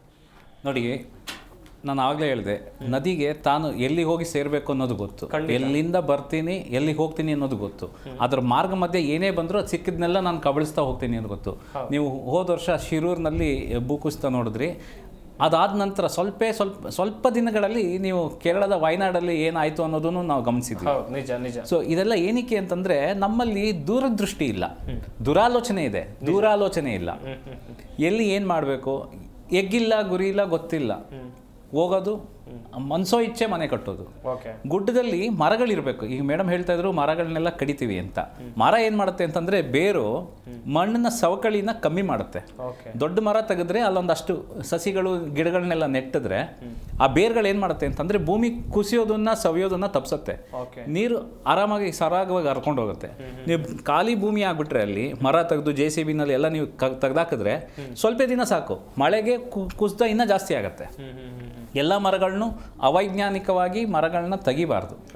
ಆ ಜಾಗದಲ್ಲಿ ಒಂದಷ್ಟು ಮರನ ನೆಡುವಂಥ ಕಾರ್ಯಕ್ರಮ ಇದ್ದು, ಹಳೆ ಮರ ಬೀಳೋವಂಥದ್ದು ತೆಗೆದ್ರೆ ಅಲ್ಲಿ ಸಮತೋಲನ ಆಗ್ತದೆ. ನೀವು ಏಕಾಏಕಿ ಭೂಕುಸಿತಕ್ಕೆ ದೊಡ್ಡ ದೊಡ್ಡ ಮರಗಳನ್ನ ನಾವು ತೆಗೆದಾಕ್ಬಿಟ್ರೆ ಅದು ನಾವು ಅಂದ್ಕೊಂಡಿದ್ದಕ್ಕಿಂತ ಜಾಸ್ತಿ ಭೂಮಿ ಕುಸಿತ ಆಗಕ್ಕೆ ಶುರು ಆಗುತ್ತೆ. ಆ ಮಣ್ಣೆಲ್ಲ ಮತ್ತೆ ನೀವು ಸಮುದ್ರಕ್ಕೆ ಹೋಗೋ ದಾರಿನಲ್ಲಿ, ನೀರು ಸಮುದ್ರಕ್ಕೆ ಹೋಗೋ ದಾರಿನಲ್ಲಿ ಅಲ್ಲಿ ಅಡ್ಡಗೋಡೆ ಸೃಷ್ಟಿಯಾಗಿ ನೀರು ಇನ್ಯಾವುದೋ ರೂಟ್ನಲ್ಲಿ ಹೋಗೋದಕ್ಕೆ ನಾವೇ ಅನುವು ಮಾಡಿಕೊಟ್ಟಂಗಾಗುತ್ತೆ. ಎಷ್ಟೋ ಮನೆಗಳೆಲ್ಲ ನುಗ್ಗೋದು ಇದೇ ಕಾರಣಕ್ಕೆ. ಮರಗಳನ್ನ ಬೆಟ್ಟದಲ್ಲಿ ಹಾಕೋದೇನಕ್ಕೆ ಅಂತಂದರೆ, ಅಂದರೆ ಈಗೆಲ್ಲ ಈ ಸೀಡ್ ಬಾಲ್ ಎಲ್ಲ ಪ್ರಾಕ್ಟೀಸ್ ಮಾಡ್ತಿದ್ದಾರೆ, ಅದು ಬರುತ್ತೋ ಇಲ್ಲೋ ಗೊತ್ತಿಲ್ಲ. ಆದರೆ ಒಂದು ಶ್ರಮ ಇರಬೇಕು, ಯಾವುದು ಬೆಟ್ಟ ಗುಡ್ಡಗಳಲ್ಲಿ ಹಸಿರು ಇರಲೇಬೇಕು. ಹಸಿರು ಕವಚ ಮೇಲಿದ್ದಷ್ಟು ಇಂಥ ಒಂದು ಅನಾಚಾರಗಳು ನಡೆಯೋದಿಲ್ಲ. ಆಮೇಲೆ ನಮ್ಮಲ್ಲಿ ಈ ಜಲಮಂಡಲಿ ಮತ್ತು ಪ್ರಾಧಿಕಾರ ಎಲ್ಲ ಇದೆಯಲ್ಲ, ಈ ನೀರಾವರಿ ಪ್ರಾಧಿಕಾರ ಸ್ವಲ್ಪ ಎಚ್ಚೆತ್ಕೊಳ್ಬೇಕು. ಈಗ ಬೆಂಗಳೂರಿನಲ್ಲೇ ನೋಡಿ, ನಾವು ಸುಮ್ನಳ್ಳಿ ಬ್ರಿಡ್ಜ್ ಮೇಲೆ ನೀರು ಬರೋದು ಸೀದಾ ಬಂದು ನಾಗರಬಾವಿ ಬ್ರಿಡ್ಜ್ ಮೇಲೆ ಬರುತ್ತೆ. ಅದೊಂಥರ ವ್ಯಾಲಿ ಥರನೇ ಇದೆ. ಅಲ್ಲಿ 15 ನಿಮಿಷ ಮಳೆ ಬಂದರೆ ನಾಯಂಡಹಳ್ಳಿಯಲ್ಲಿ ನಾವು ಬೋಟಲ್ಲಿ ಹೋಗುವಂಥ ಪ್ರಸಂಗಗಳೆಲ್ಲ ಟಿವಿಲಿ ನೋಡ್ತಾ ಇದೀವಲ್ಲ, ಇವೆಲ್ಲ ಅವೈಜ್ಞಾನಿಕವಾದ ಆ ಫ್ಲೈಓವರ್ಸು, ಆಮೇಲೆ ಆ ಮೆಟ್ರೋ ಪಿಲ್ಲರ್ ಎಲ್ಲ ಹಾಕ್ತೀವಲ್ಲ, ಭೂಮಿ ಒಳಗಡೆ ನೀರು ಹೋಗೋಕ್ಕೆ ನಾವು ಜಾಗನೇ ಮಾಡಿಕೊಟ್ಟಿಲ್ಲ. ಓಕ್ಲಿಪುರನೂ ಅಷ್ಟೇ. ಎಲ್ಲೆಲ್ಲಿ ನಮ್ಗೆ ಅಂಥ ಜಾಗಗಳೆಲ್ಲ ಇದೆಯಲ್ಲ, ಅದ್ರ ಪಕ್ಕದಲ್ಲಿ ಜಾಗ ಇದೆ. ಲೂಲು ಮಾರ್ಕ್ ಪಕ್ಕದಲ್ಲಿ ಒಂದು ದೊಡ್ಡ ಜಾಗ ಇದೆ.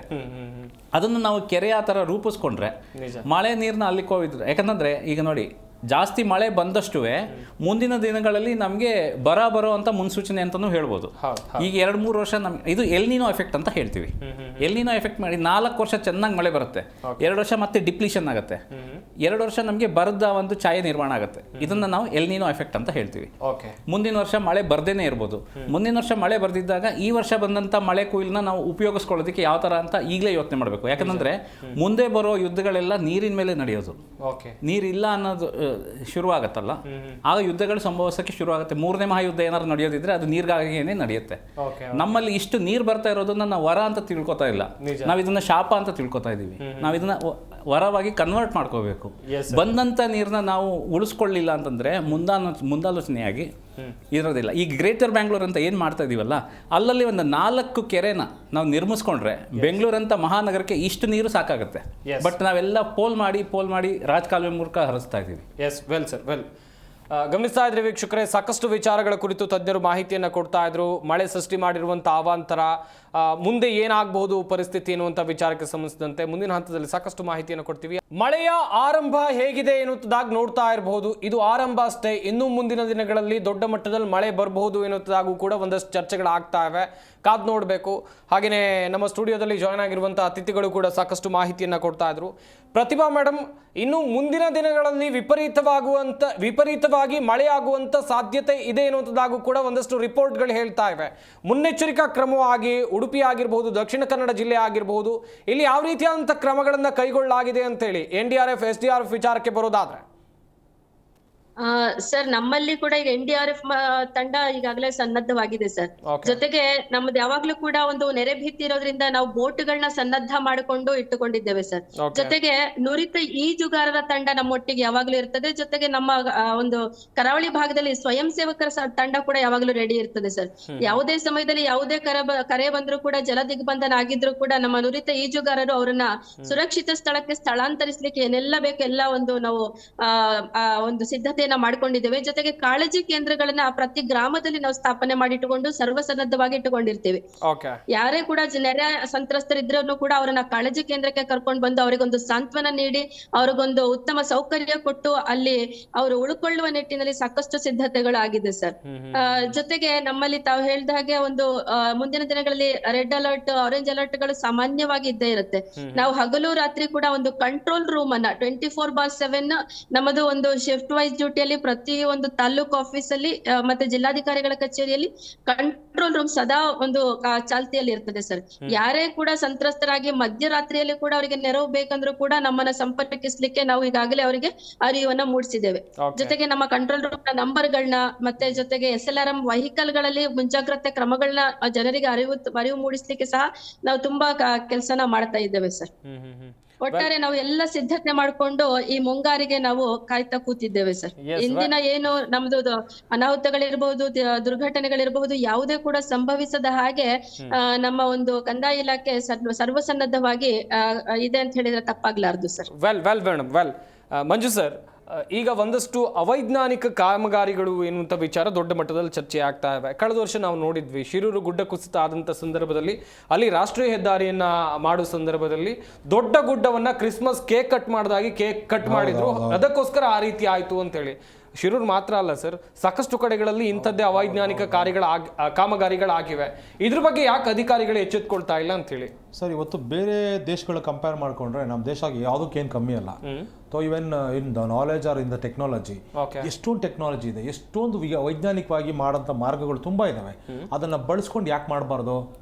ಯಾಕೆ ಅದನ್ನ ಉಳಿಸ್ಕೊಂಡು ನಾವು ಪರ್ಯಾಯವಾಗಿ ಬೇರೆ ಯಾಕೆ ಮಾಡೋಕ್ಕಾಗಲ್ಲ? ಅವ್ರಿಗೆ ಬೇಕಾಗಿಲ್ಲ, ಅದರಲ್ಲಿ ಏನೋ ಒಂದು ಕೆಲಸ ಮಾಡದೆ ಅದರಲ್ಲಿ ಏನೋ ಒಂದಷ್ಟು ಅನುದಾನ ಬರುತ್ತೆ, ಅದರಲ್ಲಿ ಏನೋ ಇವ್ರಿಗೊಂದಷ್ಟು ಬಕ್ಷಿಸು, ಅವ್ರಿಗೊಂದಷ್ಟು ಕಮಿಷನ್ನು, ಈ ದುಡ್ಡಿನ ಹಿಂದೆ ಹೋಗಿ ಬರೋದು, ದುಡ್ಡಿನ ಗೊಜ್ಜಿಗೆ ಬಿದ್ದು ಇವತ್ತು ಪರಿಸರನ ಬಲಿ ಕೊಡ್ತಾ ಇದ್ದಾರೆ.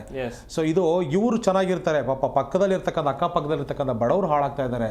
ಬರೀ ನಾವೊಬ್ಬರೇ ಮನುಷ್ಯರು ಹಾಳಾಗ್ತಾ ಇಲ್ಲ ಸರ್, ಇದು ಜೊತೆಗೆ ಪ್ರಾಣಿಗಳು, ಪಕ್ಷಿಗಳು, ಇಲ್ಲಿರ್ತಕ್ಕಂಥ ಎಲ್ಲ ಜೀವಚರಗಳು ಕೂಡ ನಾಶ ಆಗ್ತಾ ಇದೆ.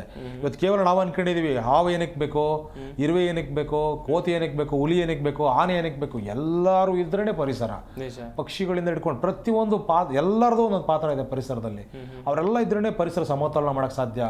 ಅದು ಅವ್ ಯಾರು ಇಲ್ಲಾಂದ್ರೆ ಇವತ್ತು ನಾವೇನು ಮಾಡಕ್ಕಾಗಲ್ಲ. ನಮ್ಮ ಕೈಯಲ್ಲಿ ನಾವು ಉತ್ತ ಕಟ್ಟಕ್ಕಾಗುತ್ತೆ ಸರ್, ನಾವು ಸಿಮೆಂಟ್ ಅಲ್ಲಿ ಏನೋ ಒಂದು ಕಟ್ಬೋದು, ನಾವೊಂದು ಮರಣ ಬೆಳೆಸಕ್ಕಾಗುತ್ತಾ ಸರ್? ನಮ್ಗೆ ಆ ಯೋಗ್ಯತೆ ಇಲ್ಲ ಸರ್, ನಮ್ಗೆ ಗಿಡನ ಬೆಳೆಸಕ್ಕೆ ಯೋಗ್ಯತೆ ಇಲ್ಲ, ಮೇಲೆ ಗಿಡನ ಕಡಿಬಾರ್ದು. ಇವತ್ತು ಅಲ್ಲಿ ಹೇಳ್ತಿದ್ರು ಮರಗಳನ್ನ ಕಡಿತಿದ್ದಾರೆ ಅಂತ ಮೇಡಮ್ ಅವ್ರು ಹೇಳ್ತಿದ್ರು. ಸೊ ಅವರು ಸಮಸ್ಯೆ ಅಲ್ಲಿ ಏನಿದೆ ಗೊತ್ತಿಲ್ಲ ಪಾಪ, ಮರ ಹಾಳಾಗ್ತಾ ಇದೆ ಅಂತ. ಸೊ ಸರ್ ಹೇಳ್ದಂಗೆನೆ ಅಲ್ಲಿ ಆ ಮಣ್ಣಿನ ಸವಕಳಿ ಕಳೆದೋಗ್ಬಾರ್ದು ಅಂದ್ರೆ ಅಲ್ಲಿ ಗಿಡಗಳು, ಒಂದಷ್ಟು ಬೇರುಗಳು, ನಾರಿನ ಅಂಶಗಳು ಅಲ್ಲಿ ಇದ್ದಾಗ ಅದು ಹಿಡ್ಕೊಳ್ಳುತ್ತೆ. ಇಲ್ಲಾಂದ್ರೆ ಮಳೆ ಬಂದಾಗಲೇ ಹೆಚ್ಚಾಗಿ ಗುಡ್ಡ ಕುಸ್ತಾಗೋದು, ಬೇರೆ ಟೈಮಲ್ಲ. ಯಾಕಂದ್ರೆ ಆ ಮಣ್ಣು ತೇವ ಆಗಿ ಆಗಿ ಆಗಿ ತೇವಾಂಶ ಆಗಿ ಅದೇನಾಗುತ್ತೆ, ಒಂದೊಂದು ಎಷ್ಟಿಷ್ಟೇ ಅಡ್ಕೊಂಡು ಹೋಗ್ತಾ ಆಗುತ್ತೆ, ಮಣ್ಣು ಕಳೆದೋಗುತ್ತೆ, ಮಣ್ಣು ಬಿಟ್ಕೊಂಡು ಹೋಗುತ್ತೆ, ಗುಡ್ಡದಿಂದ ಬಿಡ್ತಾ ಬಿಡ್ತಾ ಬಿಡ್ತಾ ಎಲ್ಲ ಜಾರ್ಕೊಂಡು ಹೋಗ್ತಾ ಇದೆ, ಕುಸಿಯಕ್ಕೆ ಸ್ಟಾರ್ಟ್ ಆಗುತ್ತೆ. ಸೊ ಆಟೋಮೆಟಿಕ್ ಆಗಿ ಅಲ್ಲಿರ್ತಕ್ಕಂಥ ಸುತ್ತಮುತ್ತ ಇರೋದ್ರಿಂದ ಕೊಲಾಪ್ಸ್ ಆಗುತ್ತೆ. ಕೊಲಾಪ್ಸ್ ಆದಾಗಿ ಬೈಕೊಳ್ಳೋದು ನಾವು, ಹಂಗ ಹಾಳಾಗೋಯ್ತು, ಭೂತ ಬಂದು ಸಾಯಿಸ್ಬಿಡ್ತು, ದೇವ್ರ ಶಾಪ ಕೊಟ್ಬಿಟ್ಟ. ಖಂಡಿತವಾಗೂ ಅಲ್ಲ, ಇಲ್ಲಿರ್ತಕ್ಕಂಥ ನಾವೇ ಹಾಳು ಮಾಡ್ತಾ ಇರೋದು, ನಮ್ಮ ಕೈಯಾರ ನಾವೇ ಹಾಳು ಮಾಡ್ಕೋತಾ ಇದೀವಿ. ಇವತ್ತು ಕಡಲ್ ತೀರದಲ್ಲಿ ಮೀನ್ ಸಿಗ್ತಾ ಇಲ್ಲ ಸರಿಯಾಗಿ, ಇವತ್ತು ಕಡಲನ್ನು ಕೂಡ ಹಾಳು ಮಾಡಿಕ್ಕಿದೀವಿ, ಇವತ್ತು ಎಲ್ಲ ಪೊಲ್ಯೂಟ್ ಮಾಡಿ ಇಟ್ಕೊಂಡಿದೀವಿ, ಇವತ್ತು ಸರಿಯಾಗಿ ಗಾಳಿ ಇಲ್ಲ, ಸರಿಯಾಗಿ ಕುಡಿಯಕ್ಕೆ ನೀರಿಲ್ಲ, ಎಲ್ಲವೆಲ್ಲ ಮಾಲಿನ್ಯ ಮಾಡ್ಕೊಂಡು ನಾವು ಸೇವಿಸ್ತಾ ಇರ್ತಕ್ಕಂಥ ಎಲ್ಲ ವಿಷ ಆಗೋಗಿದೆ. ಇವತ್ತು ಪರಿಸರನೇ ಕಂಪ್ಲೀಟ್ ಆಗಿ ಹಾಳು ಮಾಡಿ ಇಟ್ಬಿಟ್ಟಿದೀವಿ. ಇವತ್ತು ಪ್ರಾಣಿಗಳು ಕೂಡ ಏನಾದರೂ ನೀರು ಸೇರ್ತಂದ್ರೆ ಅದು ಕೂಡ ಒಂಥರ ಕೆಮಿಕಲೈಸ್ಡ್ ಆಗೋಗಿದೆ. ಇವತ್ತು ಎಲ್ಲ ನಾವು ಬದುಕ್ತಾ ಇರೋದೇ ಕೆಮಿಕಲ್ ಜೀವನ ಆಗೋಗಿದೆ. ಇವತ್ತು ನಾನಾ ರೋಗ, ಹೆಸರೇ ಕೇಳಿದಿರ್ತಕ್ಕಂಥ ರೋಗಗಳಲ್ಲಿ ತುತ್ತಾಗ್ತಾ ಇದ್ದೀವಿ. ಭವಿಷ್ಯದ ಮಕ್ಕಳು, ಭವಿಷ್ಯದ ಫ್ಯೂಚರ್ಗೆ ಯಾವ ರೀತಿ ಇರುತ್ತೆ ಪರಿಸರ, ಏನು ಉಳಿಸ್ಕೊಂಡು ಹೋಗ್ತಾ ಇದೀವಿ ನಾವು, ಯಾವ ರೀತಿ ರಕ್ಷಣೆ ಮಾಡ್ಕೋಬೇಕು. ಸೊ ನಾನು ಒಟ್ಟಾರೆ ಹೇಳ ಸರ್, ನನ್ನ ಮನವಿ ಇಷ್ಟೇ, ದಯವಿಟ್ಟು ಇನ್ನು ಮುಂದಕ್ಕಾದರೂ ಒಂದು ನುರಿತ ತಜ್ಞರ ಒಂದು ತಂಡವನ್ನು ರಚನೆ ಮಾಡಿ, ಒಂದು ಸಮಿತಿಯನ್ನ ಮಾಡಿ, ಹೇಗೆ ಪರಿಸರಗಳನ್ನ ಉಳಿಸ್ಕೋಬೇಕು, ಹೇಗೆ ಕಾಡುಗಳನ್ನ ಉಳಿಸ್ಕೋಬೇಕು, ಹೇಗೆ ಬೆಟ್ಟ ಗುಡ್ಡಗಳನ್ನ ರಕ್ಷಣೆ ಮಾಡ್ಕೋಬೇಕು, ಎಲ್ಲ ವೈಜ್ಞಾನಿಕವಾಗಿ ಮಾಡಿದ್ರೆ ಪ್ರಯತ್ನ ಮಾಡಬೇಕು.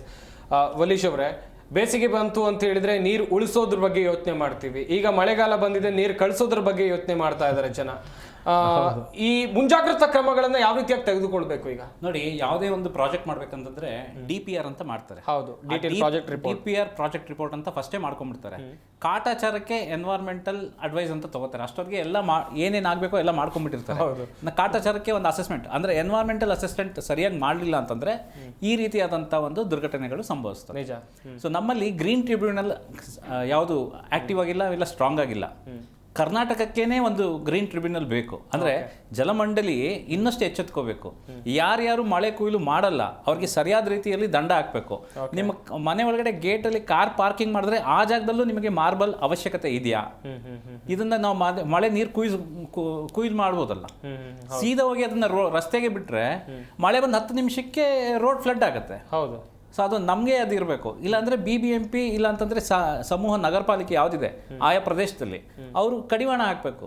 ನೀವು ಪೊಲೀಸ್ ಸ್ಟೇಷನ್ ಥರ ಯಾವ್ದು ಸರ್ಪಗಾವಲು ಹಾಕಿ ನಿಮ್ಮ ಮನೆಯಲ್ಲಿ ನೀವು ಮಳೆ ಕುಯ್ದಿಲ್ಲ ಆ ರೋಡಲ್ಲಿ ಅಂತಂದರೆ ಅವನಿಗೆ ದಂಡ ವಿಧಿಸಿ. ಓಕೆ. ಮಳೆ ಕುಯ್ಲನ್ನ ಮನೆಯಲ್ಲಿ ಸಂಗ್ರಹ ಮಾಡ್ಕೊಳ್ಳಿ. ಬೇಸಿಗೆನಲ್ಲಿ ಇಂಥ ಇದು ಸಮಸ್ಯೆ ಬರೋದಿಲ್ಲ. 10-15 ಅಂತಸ್ತು ಕಟ್ಟಡಗಳಲ್ಲೂ ಅಷ್ಟೇನೆ ಸೀದಾ ರೋಡ್ ತಂದಿಟ್ಟಿರ್ತಾರೆ. ಇಲ್ಲ ಅಂತಂದ್ರೆ ಮಳೆ ಕುಯ್ಲನ್ನ ಚರಂಡಿಗೆ ಬಿಟ್ಬಿಟ್ಟಿರ್ತಾರೆ. ಆ ನೀರು ಭವಿಷ್ಯದಲ್ಲಿ ಯುವ ಪೀಳಿಗೆಗೆ ಉಪಯೋಗ ಆಗತ್ತೆ ಅನ್ನೋ ಇದೇ ಇರೋದಿಲ್ಲ ಅವ್ರಿಗೆ. ಸೊ ಮುಂದಿನ ಪೀಳಿಗೆಯವರು ತುಂಬಾ ಕಷ್ಟಪಡ್ತಾರೆ. ಈಗ ನಾವು ಯಾವುದನ್ನು ಸರಿಯಾಗಿ ಸಮರ್ಪಕವಾಗಿ ನಿಭಾಯಿಸದೇ ಇದ್ರೆ ನಾವು ಮುಂದಿನ ಪೀಳಿಗೆಯವರು ಸಾಕಷ್ಟು ಅನುಭವಿಸೋದು ಇದೆ. ಎಸ್ ಎಸ್ ಎಸ್ ಮೇಡಮ್, ಕೊನೆಯದಾಗಿ ಏನ್ ಹೇಳ್ತೀರಾ ಮೇಡಮ್, ಚುಟುಕಾಗಿ ಹೇಳ್ತಾ ಹೋಗೋದಾದ್ರೆ? ಸರ್, ಒಟ್ಟಾರೆ ಹೇಳೋದಾದ್ರೆ ಈ ಒಂದು ಏನು ಮುಂದಿನ ಮುಂಗಾರು ಇದೆ ತುಂಬಾ ಒಂದು ಆತಂಕದ ಸ್ಥಿತಿಯಲ್ಲಿದೆ ಅಂತ ಹೇಳಿದ್ರೆ ತಪ್ಪಾಗ್ಲದು. ಈಗಾಗಲೇ ಒಂದು ಝಲಕ್ ತೋರಿಸಿದ ಹಾಗೆ ಮೊನ್ನೆನೆ ನಾವು ಮಳೆಯನ್ನ ನೋಡಿದ್ದೇವೆ. ಇನ್ನ ಮುಂದಿನ ಮಳೆಗಾಲ ತುಂಬಾ ಭೀತಿ ಇರ್ತದೆ, ಆತಂಕ ಇರ್ತದೆ. ಆದ್ರೆ ಎಲ್ರೂ ಕೂಡ ಒಂದು ತಂಡದಲ್ಲಿ ವರ್ಕ್ ಮಾಡ್ಕೊಂಡು, ಈಗ ನಾವು ಸರ್ಕಾರದ ಅಧಿಕಾರಿಗಳೇ ಮಾಡ್ಲಿಕ್ಕೆ ಆಗುದಿಲ್ಲ, ಒಂದು ಸಾರ್ವಜನಿಕರ ಸಹಕಾರ ಕೂಡ ಬೇಕಾಗ್ತದೆ. ಆ ನಿಟ್ಟಿನಲ್ಲಿ ನಾವು ಕೂಡ ಕೆಲಸ ಮಾಡ್ತಾ ಇದ್ದೇವೆ. ನಿಮ್ಮೆಲ್ಲರ ಸಹಕಾರನೂ ಇದ್ರೆ, ಸಾರ್ವಜನಿಕರ ಸಹಕಾರ ಇದ್ರೆ ನಾವು ಖಂಡಿತ ಈ ಮಳೆಯನ್ನ ಒಂದು ಸುರಕ್ಷಿತವಾದ ರೀತಿಯಲ್ಲಿ ಎದುರಿಸಲಿಕ್ಕೆ ಖಂಡಿತ ಸಾಧ್ಯ ಇದೆ ಸರ್. ಎಸ್ ಎಸ್ ಗಮನಿಸ್ತಾ ಇರ್ಬೋದು ವೀಕ್ಷಕರೇ, ಸಾಕಷ್ಟು ವಿಚಾರಗಳ ಕುರಿತು ನಾವು ಚರ್ಚೆಯನ್ನು ಮಾಡಿದ್ವಿ. ಈ ಮಳೆ ರಾಜ್ಯದಲ್ಲಿ ಸೃಷ್ಟಿ ಮಾಡಿರುವಂಥ ಅವಾಂತರಗಳು ಏನೇನು, ದಕ್ಷಿಣ ಕನ್ನಡ ಜಿಲ್ಲೆ ಆಗಿರಬಹುದು ಅಥವಾ ರಾಜ್ಯದ ಬೇರೆ ಬೇರೆ ಭಾಗ ಆಗಿರಬಹುದು. ಇನ್ನುಳಿದಂತೆ ನೋಡ್ತಾ ಹೋಗೋದಾದರೆ ಬೆಂಗಳೂರಿನಲ್ಲೂ ಕೂಡ ಎಷ್ಟೆಲ್ಲ ಅವಾಂತರಗಳಾಗಿದೆ ಅನ್ನೋದಾಗಿ ನಮ್ಮ ಅತಿಥಿಗಳು ಮಾಹಿತಿಯನ್ನು ಕೊಡ್ತಾ ಇದ್ರು. ನಮ್ಮ ಈ ಚರ್ಚಾ ಕಾರ್ಯಕ್ರಮದಲ್ಲಿ ಭಾಗಿಯಾದಂಥ ಕಾಪು ತಾಲೂಕು ತಹಶೀಲ್ದಾರ್ ಆಗಿರುವಂಥ ಪ್ರತಿಭಾ ಆರ್ ಅವರು, ಹಾಗೆಯೇ ಪರಿಸರ ಹೋರಾಟಗಾರರಾಗಿರುವಂಥ ಪರಿಸರ ಮಂಜು ಅವರು, ನೀರಾವರಿ ತಜ್ಞರಾಗಿರುವಂಥ ವಲ್ಲೀಶ್ ವಿ ಕೌಶಿಕ್ ಅವರು, ಎಲ್ಲರಿಗೂ ಕೂಡ ಧನ್ಯವಾದಗಳು ಚರ್ಚೆಯಲ್ಲಿ ಭಾಗಿಯಾಗಿ ಸಾಕಷ್ಟು ಮಾಹಿತಿಯನ್ನು ಕೊಟ್ಟಿದ್ದಕ್ಕಾಗಿ. ವೀಕ್ಷಕರೇ, ಈಗ ಮಳೆ ಸೃಷ್ಟಿ ಮಾಡಿರುವಂಥ ಅವಾಂತರಗಳ ವಿಚಾರವಾಗಿ ನಾವು ಮಾತನಾಡಿದ್ವಿ. ಇನ್ನುಳಿದಂತೆ ಜನರು ಎಚ್ಚೆತ್ಕೊಳ್ಬೇಕಾದಂಥ ಒಂದಷ್ಟು ಕೆಲಸಗಳಾಗಬೇಕಿದೆ. ಈಗ ಪರಿಸ್ಥಿತಿ ಹೆಂಗಿದೆ ಅಂತ ಹೇಳಿದ್ರೆ ಜನರನ್ನ ಬೇರೆ ಬೇರೆ ಕಡೆಗೆ ಸ್ಥಳಾಂತರ ಮಾಡುವಂಥ ಕೆಲಸಗಳಾಗ್ತಾ ಇವೆ. ಇದಕ್ಕೆಲ್ಲ ಕಾರಣ ಯಾರು? ನಾವೇ ಪ್ರಕೃತಿ ಮೇಲೆ ಮಾಡಿರುವಂಥ ದೌರ್ಜನ್ಯದಿಂದಾಗಿ ಈ ರೀತಿಯಾದಂಥ ಘಟನೆಗಳು ಆಗ್ತಾ ಇವೆ. ಮುಂದಿನ ದಿನಗಳಲ್ಲಾದರೂ ಕೂಡ ಪ್ರಕೃತಿಯ ಬಗ್ಗೆ ಕಿಂಚಿತ್ತಾದರೂ ಕಾಳಜಿ ಇಟ್ಕೊಂಡು ನೀವು ಬದುಕಿದ್ದೆ ಆದಲ್ಲಿ ನಮ್ಮ ಮುಂದಿನ ಪೀಳಿಗೆಯೂ ಕೂಡ ತುಂಬ ಚೆನ್ನಾಗಿರ್ಬೋದು ಅಂತ ಹೇಳ್ತಾ ಈ ಚರ್ಚಾ ಕಾರ್ಯಕ್ರಮವನ್ನು ಮುಗಿಸ್ತಾ ಇದ್ದೀವಿ. ನೋಡ್ತಾ ಇರಿ ಜೀ ಕನ್ನಡ ನ್ಯೂಸ್, ಸತ್ಯವೇ ಸುದ್ದಿಯ ಜೀವ.